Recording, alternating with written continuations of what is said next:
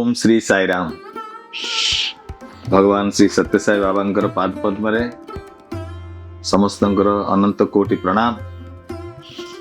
Prashanti express आज संस्करण को प्रथम भगवान को तथा आमर असंख्य दर्शक वृंद भाई भौणी मान को समस्त को सादर साईराम और स्वागत।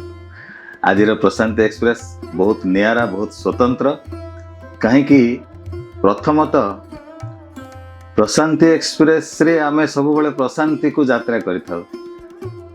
यात्री मानकर प्रशांति सहित संपर्क भगवान को सहित सेमानकर संपर्क आरंभ होता है एवं शेष होता है प्रशांति रे। आज प्रशांति एक्सप्रेस रे आमे प्रशांति रु ए प्रशांति एक्सप्रेस को आमे बाहर करूछु।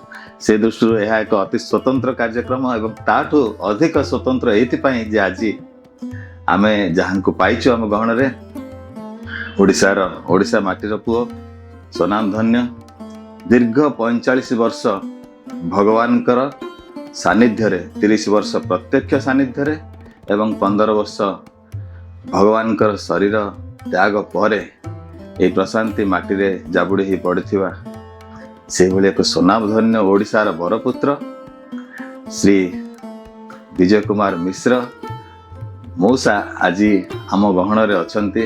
हमर परम सौभाग्य तांकर भगवान को सहित किंबदंती संपर्कर किंबदंती विषय रे आज आमे सुनिबा। तेणु प्रथमे आ विलंब न करी प्रथमे मौसा को स्वागत करिवा। साईराम मौसा, आज रे प्रशांति एक्सप्रेस एपिसोड को आपन को अनेक अनेक स्वागत।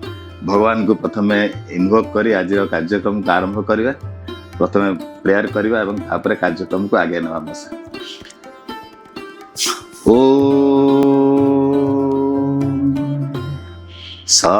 साईश्वराय विद्महे सत्यदेवाय धीमहि तन्न सर्व प्रचोदयात्।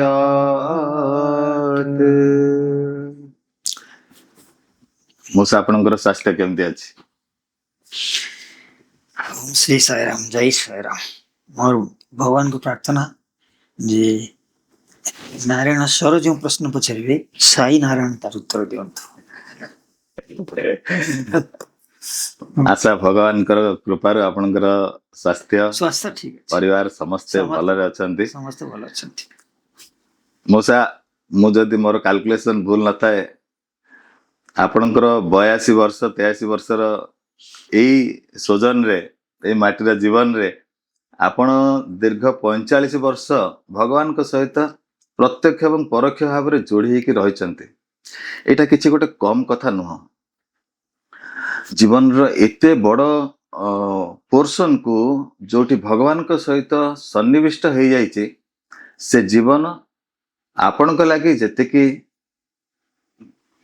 जेतिकी इम्पोर्टेंट सबू ओडिया जो माने अछंती ओडिशा रे अछंती ओडिशा बाहर अछंती समस्त एटा बहुत जरूरी हमें जानिबा जे किभली के आपणकर केते पूर्व जन्मर सुकृत थिला, केते आपणकर पूर्व पुरुषंकर सुकृत थिला जे भगवान को पाखु को आपण एमती गोटे मैग्नेट भलिया टाणी की आसिले एवं आसिले तो आसिले आ एठू जीवा पई केबे मन बळेलेनी। आसीथिले कालिया तो दर्शन पाई रे तते छाड़ी जीवा को मन बळु नाही रे। ये आपण पूरा पूरी भगवान को सहित रही गले। प्रथमे मौसा आपण को जानिबा को चाहिबी जे यार बैकग्राउंड यार आपणकर प्रथमे राइट फ्रॉम योर फैमिली आपणकर पिता माता ए सबुठु केमिति आपण को ऊपर भगवान को कृपार निर्झरटा बही आसिला से विषय प्रथमे टिके कहिए मौसा। मु एति जानिछि जे भगवान का सन्निधि कौन सी पुण्य कर्म मिले नहीं।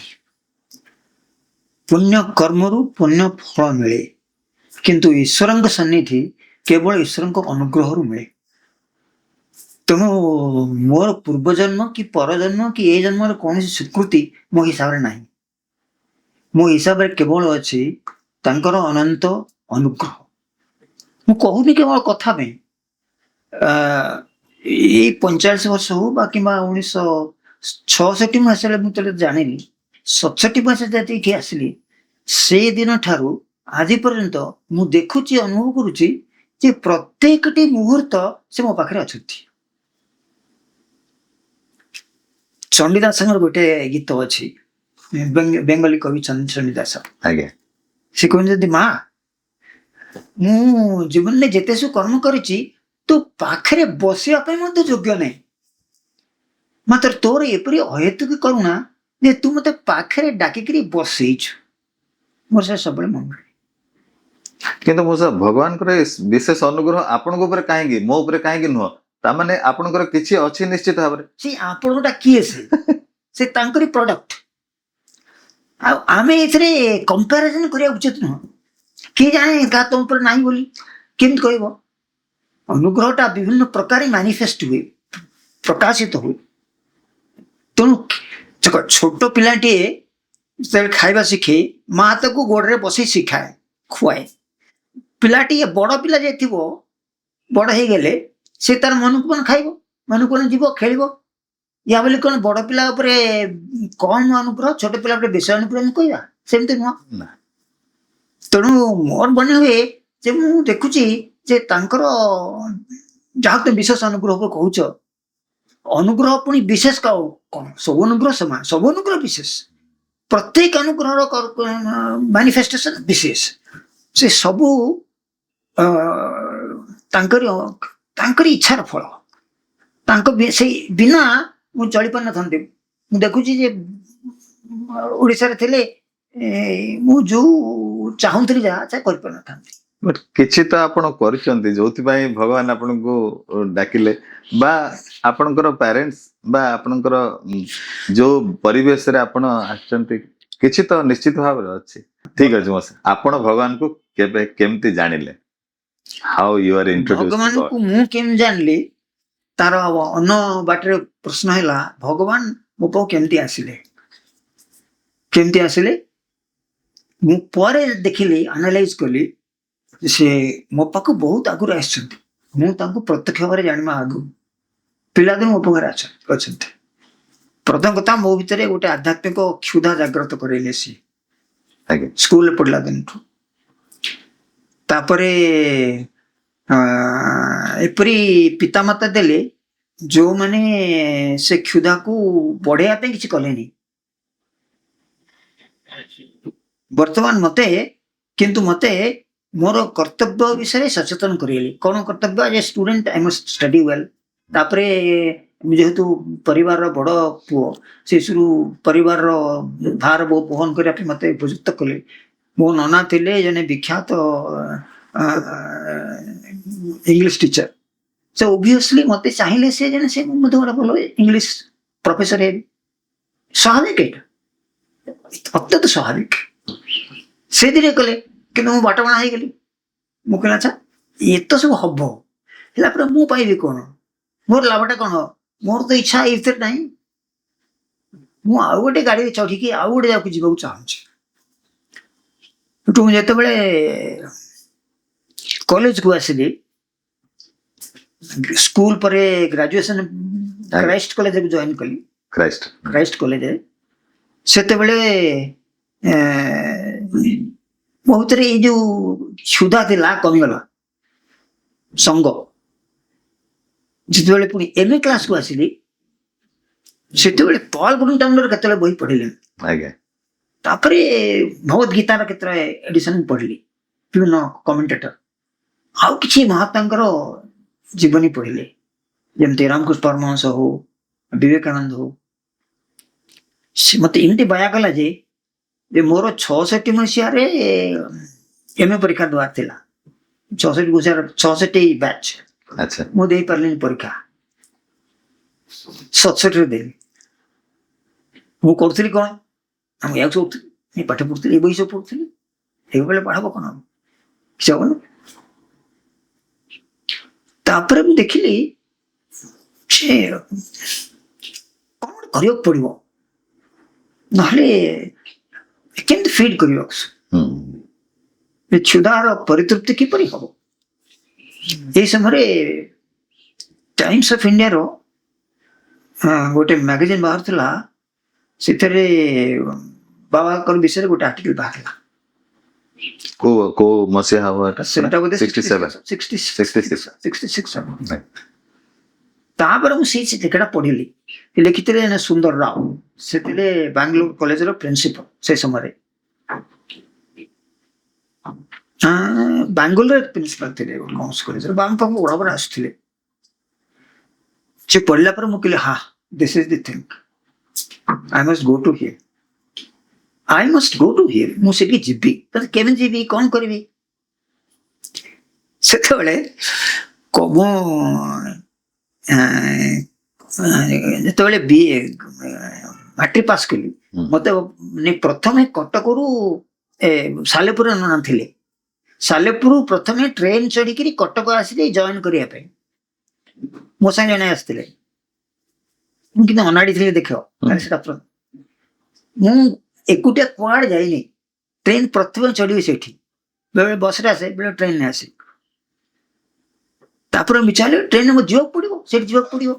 କେମିତି ଯିବା, କଣ ଯିବା, ତାଙ୍କୁ ପଚାରିଲି। ସେ ସବୁ ବାଟ ପତ୍ର ଦେଲେ, କୋଉଠି ଯିବାକୁ ପଡିବ, କୋଉଠି ଟିକଟ ନେବାକୁ ପଡିବ, କୋଉଠି କଣ କରିବା। ତ ମୁଁ ଯଦି ନନା ବୋଉ କହିବି, ସେମାନେ ଏକୁଟିଆ ମୁଁ ଛାଡିବେନି। ତୁ କେମିତି କୋଉଠି ଯିବୁ, ତୁ ସାଙ୍ଗରେ କିଏ ଯିବା ଦରକାର, ଆଉ ତୁ ସେଠି କେମିତି ଯିବୁ, ପାଠ ପଢେ। ସେ ବଡ କଠୋର ବାସ୍ତବବାଦୀ ଥିଲେ। ସେ ତେଣୁ But atheist ନୁହନ୍ତି। atheist no, not at all. Work is worship. Work is God. ସେଠୁ କହିଲି କେମିତି ମୁଁ କେମିତି ଯିବି, I need to take a plunge. ସେତେବେଳେ ମୁଁ ବହି ଏଣୁ ପଢୁଥିଲି। ସେ ପଢିବା ସମୟରେ ମୋର ଧାରଣା ହେଲା ଯେ ଆଧ୍ୟାତ୍ମିକ ବାଟରେ ଯିବାକୁ ହେଲେ ଜଣେ ଗୁରୁ ଦରକାର, ଆଉ ଗୋଟେ ଆଶ୍ରମ ଦରକାର। ଆଶ୍ରମରେ ରହିବ, ନିୟମ କାନୁନ ପାଳନ କରିବ, ଆଉ ଗୁରୁ ପାଖରେ ରହିବ। ମୁଁ ଏଇଟା ପଢି ସାରିଲା ପରେ ଦେଖିଲି, ଇଏ ତ ଠିକ ହବ। ଏଠି ଗୋଟେ ଆଶ୍ରମ ଅଛି, ଆଉ ଇଏ ତ ଗୁରୁ ହେବେ। ତାହେଲେ ମୁଁ ଏଠି କଣ କରୁଛି? ସେଠୁ ଦିନେ ବାହାରି, ପଇସା ତ ନଥିଲା କିଛି ପାଖରେ, କୋଉଠୁ ଆଣି ପଇସା, ମାଗି ପାରିବିନି। ଚାଲ। ସେତେବେଳେ ଆପଣ ଚାକିରି କରିନଥିଲି। ମୁଁ ସେତେବେଳେ ମଧ୍ୟ ମୁଁ ଏମ ପରୀକ୍ଷା ଦେଇନଥିଲି। 67 ଆସିଲା ପରେ ମୁଁ ଏମ ପରୀକ୍ଷା ଦେଲି। ସେଠି ଗଲେ, ସେ କିଛି ପଇସା ତ ନଥିଲା ପାଖରେ, 10 ଟଙ୍କା 15 ଟଙ୍କା କଣ ଥିଲା। ଚାଲ, ସେଠୁ ମୁଁ ଯାଇକି ଷ୍ଟେସନରେ ପହଞ୍ଚିଲି। ଜାଣିଥିଲି କୋଉ ଟ୍ରେନ ନେଇ, କାହିଁକି ସେ ଉତ୍ତର ମତେ ବତେଇଥିଲି ସୁନ୍ଦର ରାଓ। ଟ୍ରେନ ଚଢିଲି। ଆଉ ସେତେବେଳେ 4ଟା ଟ୍ରେନ ବଦଳକୁ ପଡୁଥିଲା। କଟକରୁ 4ଟା ଟ୍ରେନ ବଦଳକୁ ପଡୁଥିଲା। ସିକନ୍ଦରାବାଦ ଗୋଟେ, ସିକନ୍ଦରାବାଦ ନୁହେଁ, ବିଜୱାଡାରୁ ଗୁଣ୍ଟୁର, ଗୁଣ୍ଟୁରୁ ଗୁଣ୍ଟାକଲ, ଗୁଣ୍ଟାକଲରୁ ଧର୍ମବରମ ବାଇ ବସ୍। ସେଠୁ ଚଢିଗଲି, ଯାଇ ବସିଲି, ଟ୍ରେନରେ ବସିଲି, ଚୁପଚାପ ବସିଲି। କିଛି ବାଟ ଗଲା ପରେ ଟିଟି ଆସିଲା, ଟିକେଟ ମାଗିଲା। ଟିକେଟ ନାହିଁ, କିନ୍ତୁ ମୋର ବିଶ୍ୱାସ ଥିଲା ମୋର ଏଇ ଟିକଟ ଆବଶ୍ୟକ ପଡିବ ନାହିଁ ବୋଲି। କାହିଁକିନା ମୁଁ ତ ଆଉ ଗୋଟେ ରାଜ୍ୟକୁ ଯାଉଛି, ସେ ଟିକଟ ନା ଦରକାର ନାହିଁ। ସେ ଟିକଟ ଆଉ ଜଣ ପାଖରେ ଅଛି, ଏ ଟିକଟ ଇଏ କଣ ଏ ପାଖରେ ନାହିଁ। ମୁଁ କହିଲି ମୋ ବାପାଙ୍କ ପାଖରେ ଅଛି। Father, where is he? In the next compartment. Bas, that became a determining factor in my life. ସେତେବେଳେ ଈଶ୍ୱରଙ୍କ ସହିତ ମୋର ସମ୍ବନ୍ଧ ପ୍ରତିଷ୍ଠିତ ହେଇଗଲା। ମୋ ବାପାଙ୍କ ପାଖରେ ଅଛି ଯେତେବେଳେ କହିଦେଲି ସେଠି ଫାଦର, ତାଙ୍କ ସହିତ ଫାଦର ସନ୍ ରିଲେସନସିପ ପ୍ରତିଷ୍ଠିତ ହେଇଗଲା। ଫାଦର କଣ କରନ୍ତି? ଫାଦର ଯେମିତି ଗୁରୁଙ୍କ ପାଖ, ଗୁରୁ ଯେମିତି ଗଡଙ୍କ ପାଖ, ଈଶ୍ୱରଙ୍କ ପାଖ। ଯେତେବେଳେ ଫାଦର ଆଉ ଗୁରୁ ଆଉ ଗଡ ଏକ ହେଇଯାଆନ୍ତି, କଣ ହବ ସେତେବେଳେ ଅବସ୍ଥା? ଅଦ୍ଭୁତ ଜିନିଷ ନା, ଅପୂର୍ବ ଜିନିଷ। ବର୍ତ୍ତମାନ ପରେ ଭାବିଲି ଏସବୁ ପ୍ରି ପ୍ଲାନ୍ ବାଇ ଗଡ ଥ୍ରୁ ଆଉଟ୍ ଲାଇଫ୍। ସାରା ଜୀବନ ଧରି ସେ ମତେ ଠିକ ପିତାଙ୍କ ଭଳିଆ ଦେଖିଛନ୍ତି, ପିତାଙ୍କ ଭଳି ଯତ୍ନ କରିଛନ୍ତି। ମା କଣ କରେ? ମା ପିଲାକୁ ସ୍ନେହ କରେ, ଗେଲ କରେ, ଘରେ ଆଉ ଯାହା ଅର୍ଦ୍ଦଳି କଲେ ସହିଯାଏ, ମାନିନିଏ। ବାପା ସେ କରନ୍ତିନି, ସେଇ ବାପା ଇଏ। ମୋ ପାଇଁ ସେଇ ବାପା ହିଁ। ମୋର ଅଳି ଅଦଳି ସେମାନେ ନାହାନ୍ତି, କିନ୍ତୁ ମୋର ଆଖି ଆଗରେ ଯେମିତି ଆଖି ପତା ଜଗିଲା ଭଳିଆ ଜଗି ବସିଥିଲି। ବସିଛନ୍ତି ଏପର୍ଯ୍ୟନ୍ତ। ଯାହା ଉଚିତ ତାହା ହିଁ କରିଛନ୍ତି, ଯାହା ମୋର ମଙ୍ଗଳ ହବ ତାହା ହିଁ କରିଛନ୍ତି। ମତେ ଶିଖେଇଛନ୍ତି ଏତେ ପାଠ, ନାରାୟଣ କଣ କହିବି, ମାନେ ପ୍ରତି ମୁହୂର୍ତ୍ତରେ ନୂଆ ନୂଆ ପାଠ ମତେ ଶିଖେଇଛନ୍ତି। ତାଙ୍କ ପାଠ ପଢିବା ଅଦ୍ଭୁତ। ଛାଡ଼ ସେଟା।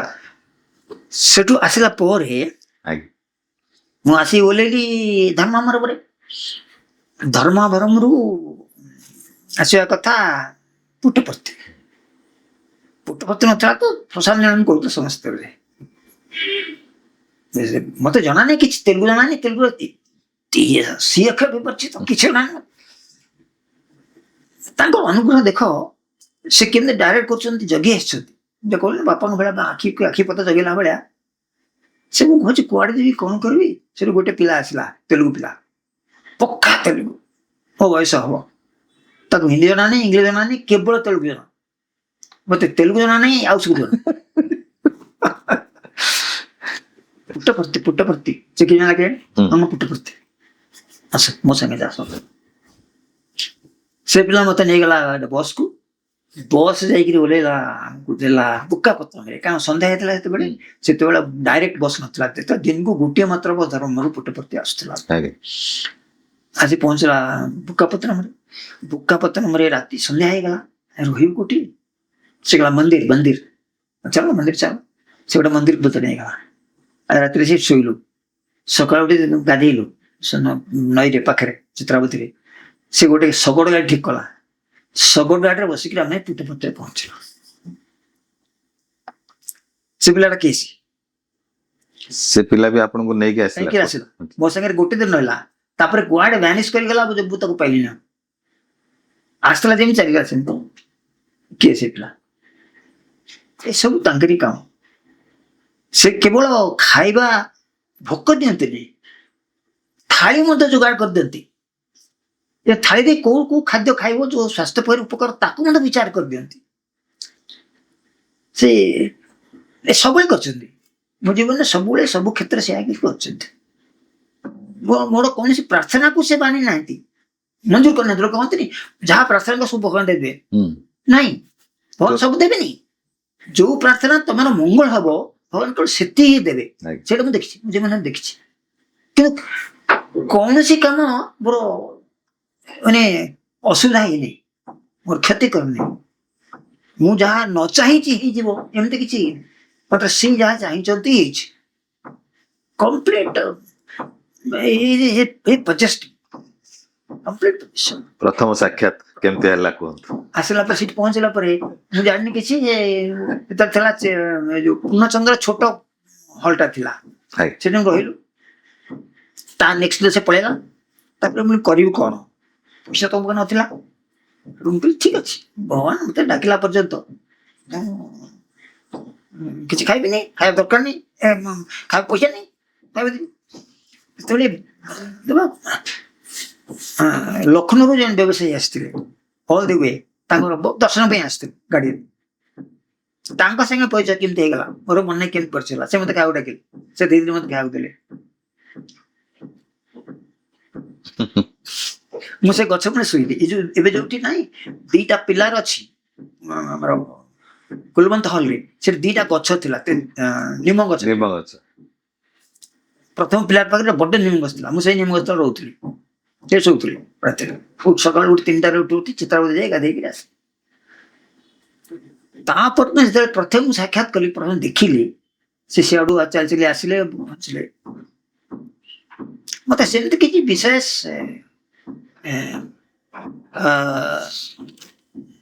ଅସ୍ୱାଭାବିକ ଲାଗିଲାନି। ମତେ ଜଣା ପଡିଲା ଯେମିତି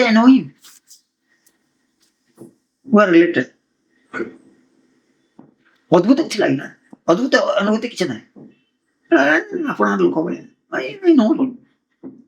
but I need N audience. ମତେ ଡାକିବା ଦରକାର, ମୁଁ କଥା ହେବି। ମୁଁ ଆସିଥିଲି କାହିଁକି, କଣ ଧରି ମୁଁ ଆସିଥିଲି, ଯେ ଏଠି ଘର ଛାଡି ଆସିଥିଲି। ଆଉ ଘରକୁ ଫେରିବା ଯୋଜନା ନଥିଲା ମୋର। ଏଠି ରହିବି, गुरु मिलले आश्रम मिलला आ कौन दरकार एटू रही तो मो पाखे लुगापटा किसी ना गोटे पिंधा आ गोटे चेंज आ गोटे गामछा आ गोटे बैग प्रकार जो वैराग्य बोली कही हबनी किंतु मते मते लगे एटा ही बाट आध्यात्मिकता पाइबा एटा ही बाट से समय आपण भलिया एमती अनेक युवक घर छाड़ी की सन्यास पड़ोले हाँ से ऑटोबायोग्राफी मु पढ़ी बहुत जन हिमालय पलांती लुचिकी पलांती से सुथिला से ना सन्यास वैराग्य लगे तांकर एते थिला आपण देखा हला तले मते एंत लागिला कहला I know him but he must speak with me I must find out what I must do कौन करबी एटी केमत रहबी कौन करबी म सबले संदेह होतला कौन बा मते केंती स्वीकार करिवे ट्रेन थला मते निजु पचार बा मते केन स्वीकार करिवे ना नहीं करिवे नहीं देखिल धीरे धीरे आसुँच very young very beautiful very extremely beautiful चाली रे जो लास्य थिला तो तुलना करहबनी कल्पना करहबनी सब जे देखिछि केवल से ही देखिछि से तापर मते 3 दिन कौन बतेदे पाठ बतेले माने एमते रखिले थर्ड ने मते डाकिले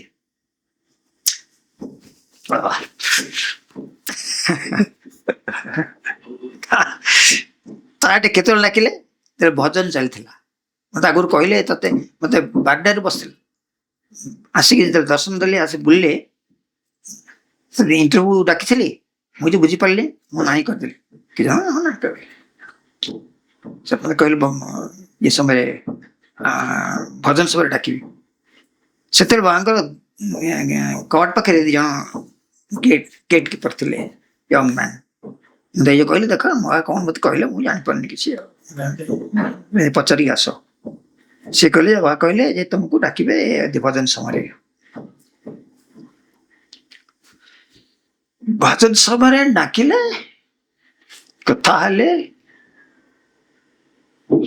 मात्र कौन कथा कहले सेटा मोर मन नहीं मात्र एकुटिया आपन को डाकिले एकुटिया बते डाकिले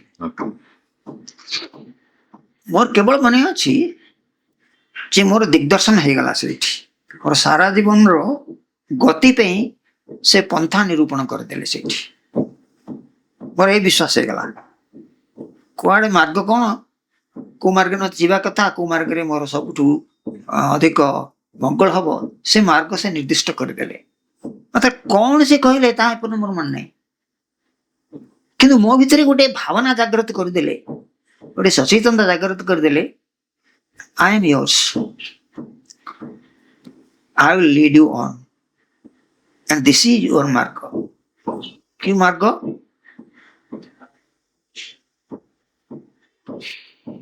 Samarpan mark. A market of Thor. He didn't say it in so many words. But सबुबले एपर्यंत भी माने बाबा देव पर्यंत भी तांको संपर्क गोटे बड़ विशेष आपत्ति अच्छी अभियोग अच्छी आगे पढ़ले मुझे किसी कही पारे माइंड ब्लांक हो जाए कंप्लीटली ब्लांक हो जाए 5-6 थर में डाक किसी कही पारे आगुरी कौन कह कौन पचारि कौन कह पहुंची गले इवन आगे ठिया मत कौन पचारे कि मन रहे कि तुम चाहिए खाली आसला निज को गाड़ी करे कौन ये भगवान तो किसी कहलुनि मतलब कही पाठ किसी आसुनी मन किसी आसुनी मन ब्लांक हो कौन करे तापरे मु आसी रही फाइनाली बट अंत तो मो इंटरेक्शन को भाषा रे करते सेति तो मन थिबो ना नाही सेति भी मन नहीं मो जब फास्ट देखा हला स्वामी आपन डाकिले हां से सेतबे भाषाटा इमेटेरियल थिला मोर भाषा आवश्यक पड़ नथिला मु एथि कहि परनी कने जो प्रकार रिएक्शन से देखैले जहाँ मो प्रति जो आचरण कले से आचरण बुझिली जे वो जहाँ जानिमा कथा सब जानी गली आ से गोटे मत देथिले जो मुद्दी लगांती ये ଏନାମେଲ ଏନା- ଲଗାନ୍ତିନି ହଁ। ଗୋଟେ ଏନାମେଲ ଦେଇଥିଲେ ମତେ। ସେଇଟା ହଉଛି ଅନନ୍ତ ଶୟନ, ଆଚ୍ଛା ସେଠି ବାବା ଶୋଇଛନ୍ତି ଅନନ୍ତ ନାଗ ଉପରେ, ନାରାୟଣ ନାହାନ୍ତି। ଇଂଲିଶରେ କହିଲେ keep eat in your purse. ଗୋଟେ ତ ପର୍ସ ତାହେଲେ ମୁଁ ଷ୍ଟୁଡେଣ୍ଟ ଥିଲି, ଆଉ ପର୍ସ କୋଉଠି ଆସିବ? ହଁ ତ ଗୋଟେ ବ୍ୟାଗ, ଛୋଟ ବ୍ୟାଗରେ ଭର୍ତ୍ତି କରିକି ପାଖରେ ରଖୁଥିଲି। ତାପରେ ସେ କ୍ରମଶଃ କୋଉ ଦିନ ପରେ, ବର୍ଷେ 2 ବର୍ଷ ପରେ ଇଟ୍ ଭ୍ୟାନିସ୍ଡ। ତା କାମ ସରିଗଲା, ସେ ଚାଲିଗଲା, କଣ ମୁଁ ଜାଣିନି କଣ ହେଲେ। ଆଚ୍ଛା ସେତେବେଳେ ମୋ ଅଫ୍ଟର ଆସିଲା, ସେ କହିଲେ you can go home now. Okay ମୁଁ କହିଲି ସ୍ୱାମୀ, ସ୍ୱାମୀ ତ ନାଇଁ ବାବା, ହୁଁ। ବାବା ପଇସା ମୋ ପାଖରେ ନାହିଁ, ମୁଁ କେମିତି ଘରକୁ ଯିବି? ହୁଁ। ଯିଏ ଆସିଥିଲା ଘର ଛାଡ଼ି ରହିବା ପାଇଁ, ତା ମୁହଁରୁ ବାହାରୁଛି ମୁଁ ଯିବି କେମିତି ଘରକୁ? ତାମାନେ ଦେଖ ସେ କେମିତି ପୁରା ବଦଳେଇ ଦେଲେ ଆଟିଚ୍ୟୁଡ ଟୁୱାର୍ଡସ୍ ଲାଇଫ। ମୁଁ ତାକୁ କହିଲିନି ସ୍ୱାମୀ ମୁଁ ଏଇଠି ରହିଯିବି। ହଁ ସିଏ କହିଲେ ଘରକୁ ଯା, ମୁଁ କହିଲି ଯିବି କେମିତି, ମୋର ପଇସା ନାହିଁ। ତାମାନେ ଘରକୁ ଫେରିବା ପାଇଁ, ସଂସାରକୁ ଫେରିବା ପାଇଁ ମୁଁ ପ୍ରସ୍ତୁତ ହେଇଗଲି। ରାଇଟ୍ ଏ ଯୋଉ କମ୍ପ୍ଲିଟଲି ଚେଞ୍ଜ ହେଇଗଲା, ବଦଳିଗଲା, ମୋର ଦୃଷ୍ଟିକୋଣ ବଦଳେଇ ଦେଲେ ସିଏ, ଯେ ନଟ୍ ଦିସ୍ ୱେ, ସଂସାର ରହିକି ମଧ୍ୟ ତୁ ମତେ ପାଇପାରିବୁ। ଏଇଟା ପରେ ଆନାଲାଇଜ କରି ବୁଝିଲି। ସେତେବେଳେ ତ କିଛି ଜାଣିନଥିଲି, ବିଚାର କରୁନଥିଲି, କ୍ଷମତା ବି ନଥିଲା। କହିଲା ମୁଁ ପଇସା ଦେବି। ସେଠୁ ମତେ ପଛରେ ସେ ଲୋକ ହାତରେ 33 rupees 33 ଟଙ୍କା ପଠେଇଲେ। ମୁଁ ହିସାବ କଲି ଯେ ଯଦି ମୁଁ ଘରକୁ ଫେରିଯିବି, ମତେ ଦରକାର 35 ଟଙ୍କା। ଆଚ୍ଛା ଏଠୁ ବସରେ ଯିବି ଧର୍ମବର ଇତ୍ୟାଦି ଯାଇକିରି ଘରେ ପହଞ୍ଚିଲା ବେଳକୁ ମୋର 35 ଟଙ୍କା ଦରକାର। ସେ ମୁଁ 2 ଟଙ୍କା କମ କରିଦେଇଥିଲି। ମୁଁ ବୁଝିଗଲି ଯେ ସେ ମୁଁ ଚାହୁଁଥାନ୍ତି ଯିବା ପାଇଁ। ଠିକ ଅଛି ପରେ ଯିବି, 35 ଟଙ୍କା ଦେଇଛ, ବାସ୍ ଏଇଠି ରହିବି, ଯାହା ତେଣିକି ଯାହା। ସେଥିରେ ମୋ ଧାରଣା ନଥିଲା ଯେ ଅଳ୍ପ ଦିନ ପରେ ଶିବରାତ୍ରି ଆସୁଛି। He wanted me to stay till Shivaratri. Shivaratri ମୁଁ ରହିଲି। ଶିବରାତ୍ରି ଲିଙ୍ଗ ଭାବ ଜିନିଷଟା ମତେ ଜଣା ନଥିଲା। ସେଇଟା ଦେଖିଲି 2ଟା ଲିଙ୍ଗ ତଳେ ବାହାରିଥିଲା। ସେତେବେଳେ ପୂର୍ଣ୍ଣଚନ୍ଦ୍ର, ବର୍ତ୍ତମାନ ଯୋଉ ପୂର୍ଣ୍ଣଚନ୍ଦ୍ର ହଲ୍ ଅଛି, ତା ଆଗରେ ପୁରୁଣା ହଲ୍ଟା ଥିଲା ସେତେବେଳେ। ଆଜ୍ଞା ତା ଆଗରେ ଗୋଟେ ରଥ ଭଳିଆ ଷ୍ଟ୍ରକ୍ଚର ଥିଲା, ଛବିରେ ଦେଖିତ, ପୁରୁଣା ଛବିରେ। ଆଉ ସେଇଠି ଲିଙ୍ଗଧବ କରିଥିଲେ 2ଟା ଲିଙ୍ଗ ବାହାରିଲା ବେଳକୁ ଜ୍ୟୋତି ମଧ୍ୟ ବାହାରିଥିଲା, ପାଟ 2ଟା ଜ୍ୟୋତି ବାହାରିଥିଲା। କହିଲେ ଜୀବନ ଧନ୍ୟ ହେଇଗଲା। ଲିଙ୍ଗଧବ ଦେଖିବା ମୁଁ ଜାଣିନଥିଲି ଲିଙ୍ଗଧବ ହୁଏ ଏମିତି ବୋଲି, ଲିଙ୍ଗଧବ ହେଇଗଲା। ତାପରେ ଏନିୱେ ଘରୁ ଟଙ୍କା ଆସିଲା, ସେ ସବୁ ଘରକୁ ଫେରିଲି। ଘରକୁ ଫେରିଲା ପରେ ପୁଣି ହେଲା ଏମ ପରୀକ୍ଷା ଦେଲି, ଚାକିରି କଲି, ମାନେ ସଂସାର ଭିତରେ ପଶିଗଲି। ବିବାହ ଆପଣଙ୍କର, ତାପରେ ଆଉ ଗୋଟେ ଛୋଟ ଘଟଣା, ଆଜ୍ଞା କିଛି ଛୋଟ ନାହିଁ, ମୁଁ ଦେଖିବି ସବୁ କଥା ତାଙ୍କ ହାତ ଅଛି। ଏଇଟାକୁ ଏଇଠିକି ଯିବ, ଏଇଠିକି ଆସିବ, ତାଙ୍କର ସେ ହାତ ଅଛି। ମୁଁ ଭଲ ଷ୍ଟୁଡେଣ୍ଟ ନଥିଲି, ଖୁବ ଭଲ ଷ୍ଟୁଡେଣ୍ଟ ନଥିଲି। ମୁଁ ଯୋଉ MA ଯୋଉ ପ୍ରକାର ମୋର ରେଜଲ୍ଟ ହେଇଥିଲା, ସେଥିରେ ମୋର UPSCରେ 11 ସ୍ଥାନ ଥିଲା। ସେ ସମୟରେ ସବୁଠୁ ପ୍ରିମିୟର କଲେଜ ଥିଲା Ravenshaw college, BJP college, Puri college. ମତେ ସେଇଠି ମିଳିବାର କୌଣସି ଚାନ୍ସ ହିଁ ନାହିଁ। ମୁଁ 11 ତ ମୋର ଅଛି ନା, ମତେ ଗୋଟେ ପଠେଇ ଭଗବାନଙ୍କର ଅନୁଗ୍ରହ ଦେଖ। ହଁ, ତା ପୂର୍ବରୁ BA ପଢିଲା ବେଳେ ମୁଁ ଓଡ଼ିଆରେ ଅନର୍ସ ନେଇଥିଲି। ଓଡ଼ିଆ ଅନର୍ସ ଯେ ପଢିବ, ସାଧାରଣ କଥା ସେଥିରେ ଓଡ଼ିଆରେ ହିଁ କରିବ। ମାତ୍ର ଓଡ଼ିଆ ନ କରିବି ଇଂଲିଶରେ କଲି। କାହିଁ କଲି ସବସିକ୍ୱେଣ୍ଟଲି ପରେ ଆନାଲାଇଜ କଲି, ମତେ ହି ଇଜ ପ୍ରିପେୟାରିଂ, ମୁଁ ସବୁ ଜାଣିଥିଲି। ସେ ଜଣାନ୍ତି ତା ପ୍ରଥମ ଆପଏଣ୍ଟମେଣ୍ଟ ହେଲା BJP କଲେଜରେ, ବିଜେପି ବକ୍ସି ଜଗବନ୍ଧୁ ବିଦ୍ୟାଧର କଲେଜ ଭୁବନେଶ୍ୱର। ତାପରେ ପୁରୀ କଲେଜ, ତାପରେ ରେଭେନ୍ସା କଲେଜ। ଯୋଉ 3ଟା ଆପଣଙ୍କର ନେଗେଟିଭ ଲିଷ୍ଟ, 3ଟା କଲେଜ ପ୍ରିମିୟର କଲେଜ ଥିଲା, ଯୋଉଠି ଯୋଉମାନେ 1, 2, 3, 4 ରହନ୍ତି ସେମାନେ ପାଆନ୍ତି। ମତେ ମିଳିଲା ସେଇ 3ଟା ଜାଗା।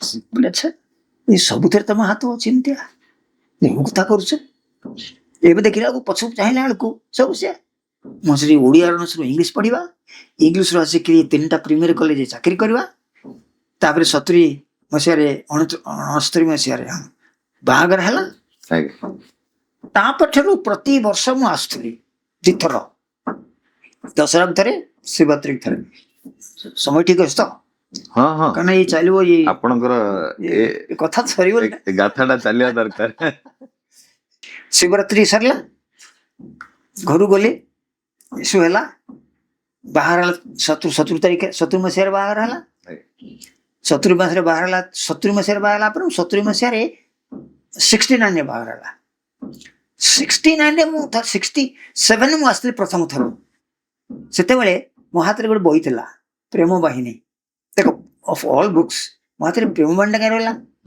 ପ୍ରେମଟା ମୋ ହାତରୁ ନେଇକି ସେ ସିଗ୍ନେଚର କରିଥିଲି ଆଡିସନାଲ କନଫର୍ମେସନ ଯେ ତୋର ଏଇଟା ବାଟ ପ୍ରେମ ହଉଛି ତୋର ବାଟ এইটা হচ্ছে তোর বাট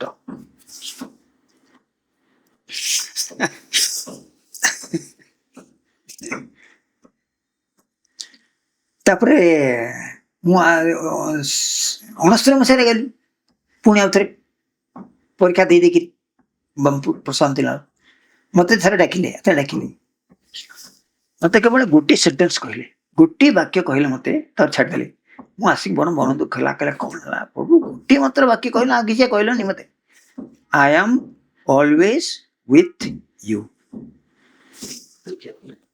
ସେତିକି କହିଦେଲେ ଛାଡ଼ିଦେଲେ ମୁଁ ଦେଖିଲି ଆଠୁ ବଢି ଆଶ୍ୱାସନା କଣ ଅଛି ଆଠୁ ବଡ କଥା କଣ ଅଛି ସେ ଆସ୍ୟୁର୍ଡ ମି ଯେ ମୋ ପାଖରେ ସବୁବେଳେ ସେ ଅଛନ୍ତି I am always with you ଧୀରେ ଧୀରେ ବସେଇ ଏମିତି କହିଲେ ତାପରେ ଆଉ ଅନ୍ୟମାନଙ୍କୁ କଲେ ମୋର ଚାହିଁନାହାନ୍ତି ମୋ ଆଡକୁ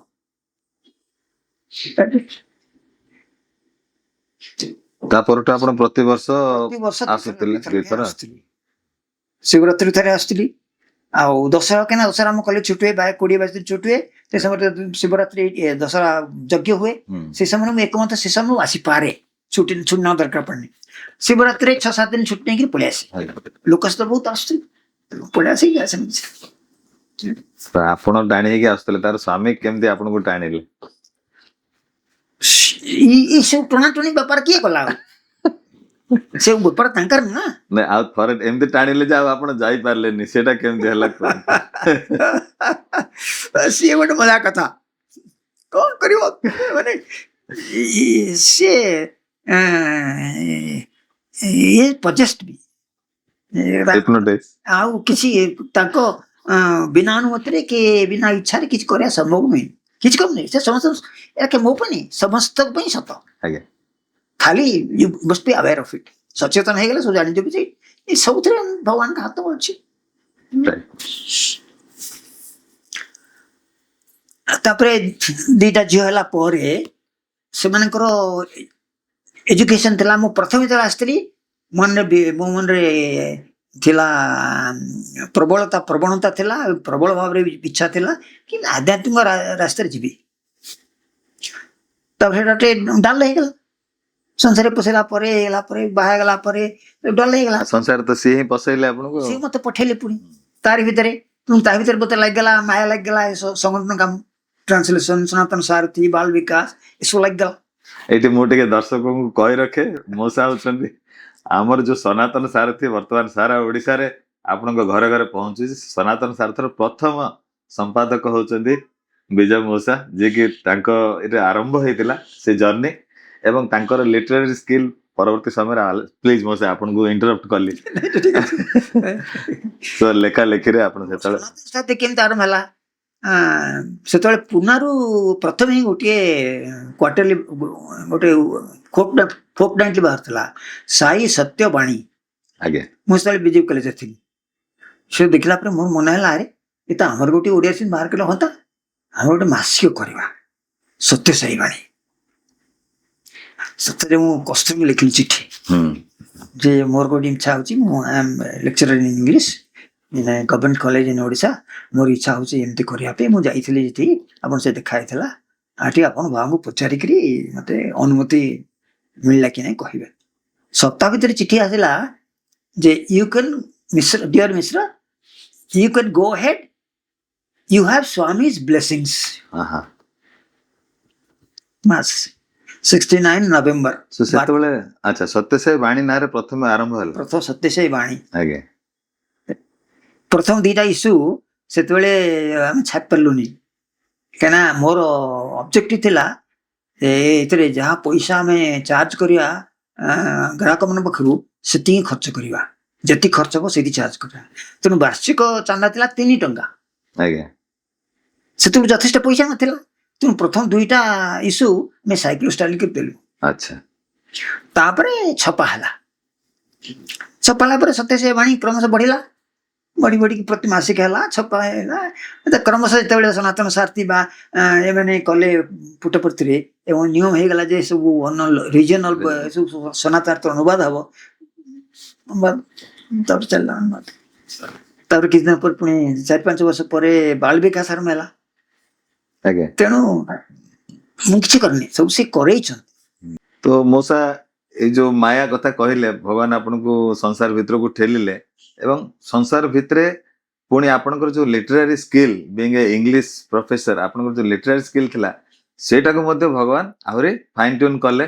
ଗୋଟେ ମ୍ୟାଗାଜିନ୍ ର ପବ୍ଲିଶର ବା ଏଡିଟର ଭାବରେ ଆପଣ କାମ ଆରମ୍ଭ କଲେ, ସନାତନ ସାରଥୀ ରହିଲେ। ତାପରେ ସେଠି ସଂଗଠନର ମଧ୍ୟ ସେତେବେଳେ ଧୀରେ ଧୀରେ ସ୍ପ୍ରାଉଟ୍ କରୁଥିଲା, ଓଡ଼ିଶା ରାଜ୍ୟ ସଂଗଠନ ମଧ୍ୟ ଗ୍ରୋ କରୁଥିଲା। ବହୁତ ଜଣ ଆପଣଙ୍କ ଭଳିଆ ସେମାନେ ଭଗବାନଙ୍କର ସାନ୍ନିଧ୍ୟ ପାଇକିରି ସେଠି ଆରମ୍ଭ କରିଥିଲେ ଛୋଟ ଛୋଟ ସେଣ୍ଟର। ତା ସାଙ୍ଗରେ ବି କିଛି ଆପଣଙ୍କର ଇନଭଲଭମେଣ୍ଟ। ଓଡ଼ିଶାରେ ବୋଧେ ପ୍ରଥମ ସେଣ୍ଟର ହେଲା ଖୋର୍ଦ୍ଧାରେ, ତାପରେ ଦ୍ୱିତୀୟ ସେଣ୍ଟର ହେଲା ବ୍ରହ୍ମପୁରରେ, ଆଜ୍ଞା। ଥାର୍ଡ ସେଣ୍ଟର ହେଲା କଟକରେ ନରେନ୍ଦ୍ର ପ୍ରଧାନ ଘରେ। ଆଜ୍ଞା। ସେତେବେଳେ ଆମେ ସବୁ ରେଗୁଲାର ଗୁରୁବାର ଦିନ ଭଜନକୁ ଯାଉଥିଲୁ। ଆପଣ ସେତେବେଳେ କଟକରେ ଥିଲେ? ନାଇଁ, ସେତେବେଳେ ଥିଲି ମୁଁ ଭୁବନେଶ୍ୱରରୁ ଆସିକି ପୁରୀରେ ଥିଲି।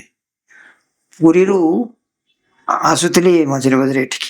କଟକ ଆସୁଥିଲେ? କଟକ ଆସୁଥିଲେ, ଛୁଟିରେ ଆସୁଥିଲେ। ଆଜ୍ଞା ଆଜ୍ଞା। କାହିଁକିନା ସେତେବେଳେ ଇଏ ଥିଲାବେଳେ ଯେତେବେଳେ ବିଜେପି କଲେଜ ଥିଲାବେଳେ ଶେଷ କ୍ୱାର୍ଟର୍ସରେ ସନାତନ ସାଥୀ ଆରମ୍ଭ ହେଇଯାଇଥିଲା।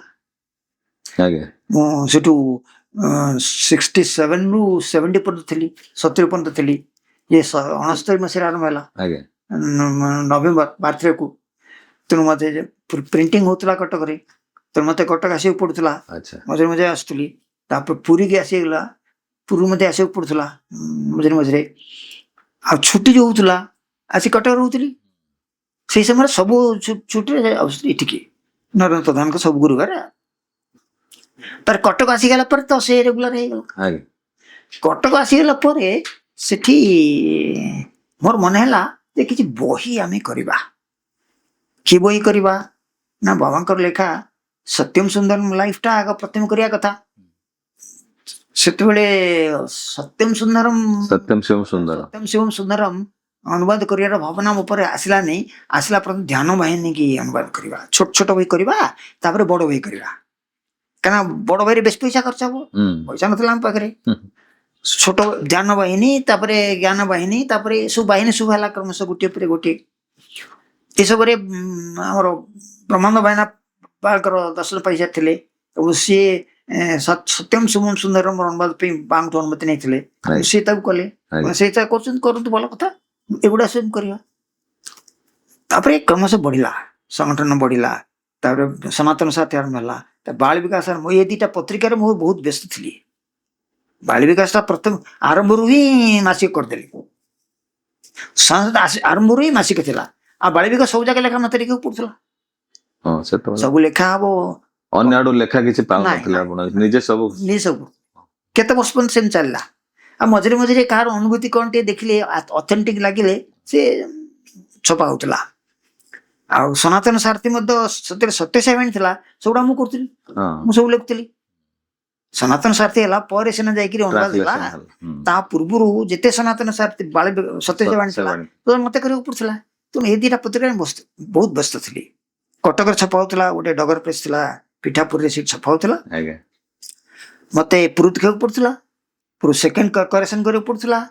ଛପା ହେଲା ପରେ ତାକୁ ଆମେ ଗୋଟେ ଗ୍ରୁପ ଥିଲେ ସେବାଦଳ ଗ୍ରୁପ ଥିଲେ ବିଜୟ ପୁରୁଷ ଯୋଉ ନାହିଁ ବର୍ତ୍ତମାନ ଆଜ୍ଞା ସେଥିରେ ଥିଲା ସେ ତାକୁ ବସିକି ଆମେ ଭାଙ୍ଗୁଥିଲୁ ଫୋଲ୍ଡ କରୁଥିଲୁ ରାପର ଲଗାଉଥିଲୁ ହାତରେ ଠିକଣା ଲେଖୁଥିଲୁ ଷ୍ଟାମ୍ପ ଲଗାଉଥିଲୁ ଏମାନେ ଯାଇକିରି ପୋଷ୍ଟ କରୁଥିଲେ ପୁଣି 13 ବର୍ଷ କାଳ ପ୍ରତି ମାସରେ ଗୋଟିଏ ଡେଟ୍ରେ ନିର୍ଦ୍ଦିଷ୍ଟ ଡେଟ୍ରେ ଆମେ ପୋଷ୍ଟ କରିଦଉଥିଲୁ ମାନେ ଏସବୁ ତାଙ୍କର ଅନୁଗ୍ରହ ହବ ଆପଣଙ୍କର ସେଇ ଷ୍ଟେପ ଟା ଆଜି ପର୍ଯ୍ୟନ୍ତ ବି କଣ୍ଟିନ୍ୟୁ କରୁଛି ପର୍ଟିକୁଲାର ଡେଟ୍ ରେ ଆଜି ବି ସନାତନ ସାରଥୀ ବାଳ ବିକାଶ ପୋଷ୍ଟ ହଉଛି ଯୋଉଟା କି ଯୋଉ ପ୍ରାକ୍ଟିସ ଟା ଆପଣ ରଖିଥିଲେ ମୋ ସମୟରେ ଗୋଟେ କ୍ୱେଶ୍ଚିନ୍ ଅଛି ଏତେ ଆପଣ ବ୍ୟସ୍ତ ରହୁଥିଲେ ଏଇ ଦିଟା ମ୍ୟାଗାଜିନ୍ ଭିତରେ ଏତେ ବାହିନୀ ଏସବୁ ଜିନିଷକୁ ଓଡିଆ ଟ୍ରାନ୍ସଲେସନ କରିବାକୁ କେତେବେଳେ ସୁଯୋଗ ମିଳିଲା ଆପଣଙ୍କୁ ଆମେ ତ ଯେତେ ଏବେ ଦେଖୁଛୁ ମ୍ୟାକ୍ସିମମ୍ ଓଡିଆ ପୂର୍ବ ଲିଟରେଚର ସବୁଗୁଡାକ ଆପଣଙ୍କର ଟ୍ରାନ୍ସଲେସନ ଅଛି ସେତେବେଳେ ମ୍ୟାନେଜ କରି ହଉଥିଲା କାରଣ ମୋର ତ ଆଉ କିଛି ଚିନ୍ତା ନଥିଲା କଲେଜ ପାଠ ପଢେଇବା ସେଥିପାଇଁ ଟିକେ ପ୍ରିପାରେସନ କରିବା ଏ କାମ କରିବା ଆମର ତ କିଛି ଇନଭଲଭମେଣ୍ଟ ନଥିଲା ସଂସାର ତା ବାଟରେ ଚାଲିଥିଲା ମୁଁ ବାଟରେ ଚାଲିଥିଲି ଆମେ ଘରୁ କଟରେ ଥିଲା ବେଳେ ଘରେ ଥିଲି ନନା ବୋଉଙ୍କ ପାଖରେ ଥିଲି ତେଣୁ ପତ୍ନୀ ହେରିକା ସବୁ ସେଇଠି ଥିଲେ ପିଲାମାନେ ସେଇଠି ଥିଲେ ତେଣୁ ସେମାନଙ୍କ ପାଇଁ ଚିନ୍ତା ମନ ନଥିଲା ମୁଁ ଯାଉଥିଲି ଏ କାମରେ ସେ କଲେଜରୁ ଫେରିବି ସିଧା ଆସିବି ଡଗର ପ୍ରେସ୍ ସେଠି ପ୍ରୁଫ୍ ଦେଖିବି କରେକ୍ସନ କରିବି କରେକ୍ସନ ବେଳେ ସେ ପ୍ରେସ୍ ଲୋକ ଯିଏ କରେକ୍ସନ ତାପରେ ଠିଆ ହେଇକିରି ପୁଣି କହିବି ଏଇଟା କର ସେ ଏବେ ତ ସବୁ ଡିଜିଟାଲାଇଜ ହେଇଗଲାଣି ସେତେବେଳେ ଅକ୍ଷର ଖଞ୍ଜା ହଉଥିଲା ଗୋଟିଏ ଗୋଟିଏ ବହୁତ ଟିଡିୟସ୍ କାମ ସେ ସବୁ ଦେଖିବାକୁ ପଡିବ ପୁଣି ବାଳ ବିକା ଦେଖିବାକୁ ପଡିବ ତାପରେ କାଗଜ ଆସିବ କୋଉ କାଗଜ ଆସିବ କୋଉଠି ରହିବ ଏସବୁ କଥା ଦେଖିଲା ବେଳକୁ ଆଉ ସମୟ କାଏ ତଥାପି ଭୋଜନ କରିବା ତାପରେ ମଝିରେ ମଝିରେ ମୁଁ ଯାଉଥିଲି ଭାଷଣ ପ୍ରସଙ୍ଗରେ ବିଭିନ୍ନ ଜାଗାକୁ ଯାଉଥିଲି ମୁଁ ଯାଇ ସବୁଆଡେ ଯାଇଛି ଓଡିଶାର ପ୍ରାୟ ସବୁ ଜିଲ୍ଲାରେ ମୁଁ ଯାଇଛି ଚାଲିଲା ସବୁ ମାନେ ଗଣ୍ଠ ସହିତ ମୋର ସଂଯୋଗ ଏ ଦିଟା ପତ୍ରିକା ମାଧ୍ୟମରେ ହେଇଛି ଅନୁବାଦ ମାଧ୍ୟମରେ ହେଇଛି ଆଉ ସାଂଗଠନିକ ସମସ୍ୟା ସହିତ ମୁଁ ଜଡିତ ହଉନଥିଲି ସେତେବେଳେ ବି ତ ଏତେ ନଥିଲା କିନ୍ତୁ ଆପଣ ବିଭିନ୍ନ ଜାଗାକୁ ଯାଇକି ଲୋକମାନଙ୍କୁ ଭଗବାନଙ୍କ ବିଷୟରେ ତାଙ୍କର କରୁଥିଲେ ଆକ୍ଚୁଆଲି ଆମର ଆଜିର ଯୁବ ସମାଜ ଏଥିରୁ ବହୁତ ପ୍ରେରଣା ନେବା କଥା ବର୍ତ୍ତମାନ ଯୋଉ ରିସେଣ୍ଟଲି ଆପଣ କହିଲେ ଗୋଟେ ଆପଣଙ୍କର ଗୋଟେ ଲାଇଫ ଅଛି ଯୋଉଥିରେ କି ଆପଣ ଜବ୍ କରୁଛନ୍ତି ଗୋଟେ ଏତେ ବଡ ଫେମସ କଲେଜରେ ଆପଣ ଇଂଲିଶ ଭଳିଆ ଗୋଟେ ସବଜେକ୍ଟକୁ ଲିଡ୍ କରୁଛନ୍ତି ତା ଭିତରେ ଆପଣଙ୍କର ପରିବାର ଅଛି ତା ଭିତରେ you are so much occupied with ଏତେ ସବୁ କେମିତି ମାନେ 24 ଘଣ୍ଟା ଭିତରେ ବହୁତ ଭାବିଲେ ବେଳେ ବେଳେ ଆଶ୍ଚର୍ଯ୍ୟ ଲାଗୁଛି ଆଉ ସେତେବେଳେ ଆଡ୍ ଟୁ ଦ୍ୟାଟ୍ ଆପଣଙ୍କୁ କମ୍ୟୁନିକେସନ ସୁବିଧା ଏତେ ନଥିଲା ଯିବା ଆସିବା କରିବା ପାଇଁ ଆଜିକାଲି ଯେମିତି ମାଧ୍ୟମ ଅଛି ସେତେବେଳେ ସେମିତି ନଥିଲା ମୁଁ ଭାବୁଛି ପୁରୀରୁ ଆପଣ କେମିତି କଟକ ଆସୁଥିବେ ମୁଁ ସେତେବେଳେ ମୋ ମୁଣ୍ଡରେ ଭାବୁଛି ଆସିକି କେମିତି ତ ଏଇଟା ଆକ୍ଚୁଆଲି ଆମ ଯୁବ ସମାଜକୁ ଭଗବାନଙ୍କ ଲାଗି କେମିତି ସମର୍ପିତ ଗୋଟେ ଜୀବନ ହେଇପାରେ ତେବେ ଭଗବାନ ମଧ୍ୟ କେମିତି ପ୍ରତ୍ୟେକ କ୍ଷେତ୍ରରେ ମୋର ଯତ୍ନ ନେଉଥିଲେ ଆମେ ସମସ୍ତଙ୍କର ତାର ଦିଟା ଉଦାହରଣ ଦେବି ନିଶ୍ଚୟ ନିଶ୍ଚୟ ଦିଟା ତିନିଟା ଉଦାହରଣ ଦେବି ଆଜ୍ଞା ଆଜ୍ଞା ସିଓର ସିଓର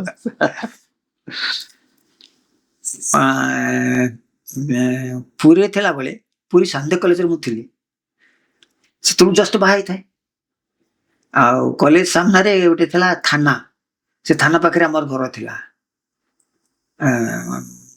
ସେଟା ମୁଁ କହିବା ଉଚିତ କି ନ ଉଚିତ ବିଚାରୁଛି ତଥାପି ଭଗବାନଙ୍କର ହାତ କେମିତି ଘୋଡି ରଖିଥିଲା ସେଇଟା ତ ମତେ ଦେଖିବାକୁ ପଡିବ ତେଣୁ ଭିତରେ କିଛି ବ୍ୟକ୍ତିଗତ କଥା ବ୍ୟକ୍ତିଗତ ଭଗବାନଙ୍କ ପାଖରେ ସେୟା ତଥା ଭଗବାନଙ୍କର ଗୁଣ ଗାନ କରିବା ଅସୁବିଧା କଣ ଅଛି ନାଇଁ କହୁନାହାନ୍ତି ସେତେବେଳେ ସେ ମୁଁ ସନ୍ଧ୍ୟାବେଳେ ଯାଉଥିଲି କଲେଜକୁ ମୋ ପତ୍ନୀ ଏକୁଟା ରହୁଥିଲେ ଘରେ ଦୁଃଖର କଥା ଜଣେ ଆମର ସମ୍ବନ୍ଧୀ ଲୋକ ତାପରେ ଆଖି ପକେଇଥିଲା ମୁଁ ଜାଣିନି ଆମେ ସବୁ ଦୁଇ ଯାକ ଥିଲୁ ତ ଇନୋସେଣ୍ଟ ଲୋକ ସଂସାରରେ ପଶିଛୁ ମୁଁ ବାୟା ଆଇଥରେ ବାୟା ସିଏ ତାର ଜଷ୍ଟ ସ୍କୁଲ ପାସ୍ କରି ଆସିଛି କଣ ସଂସାରରେ ମାୟା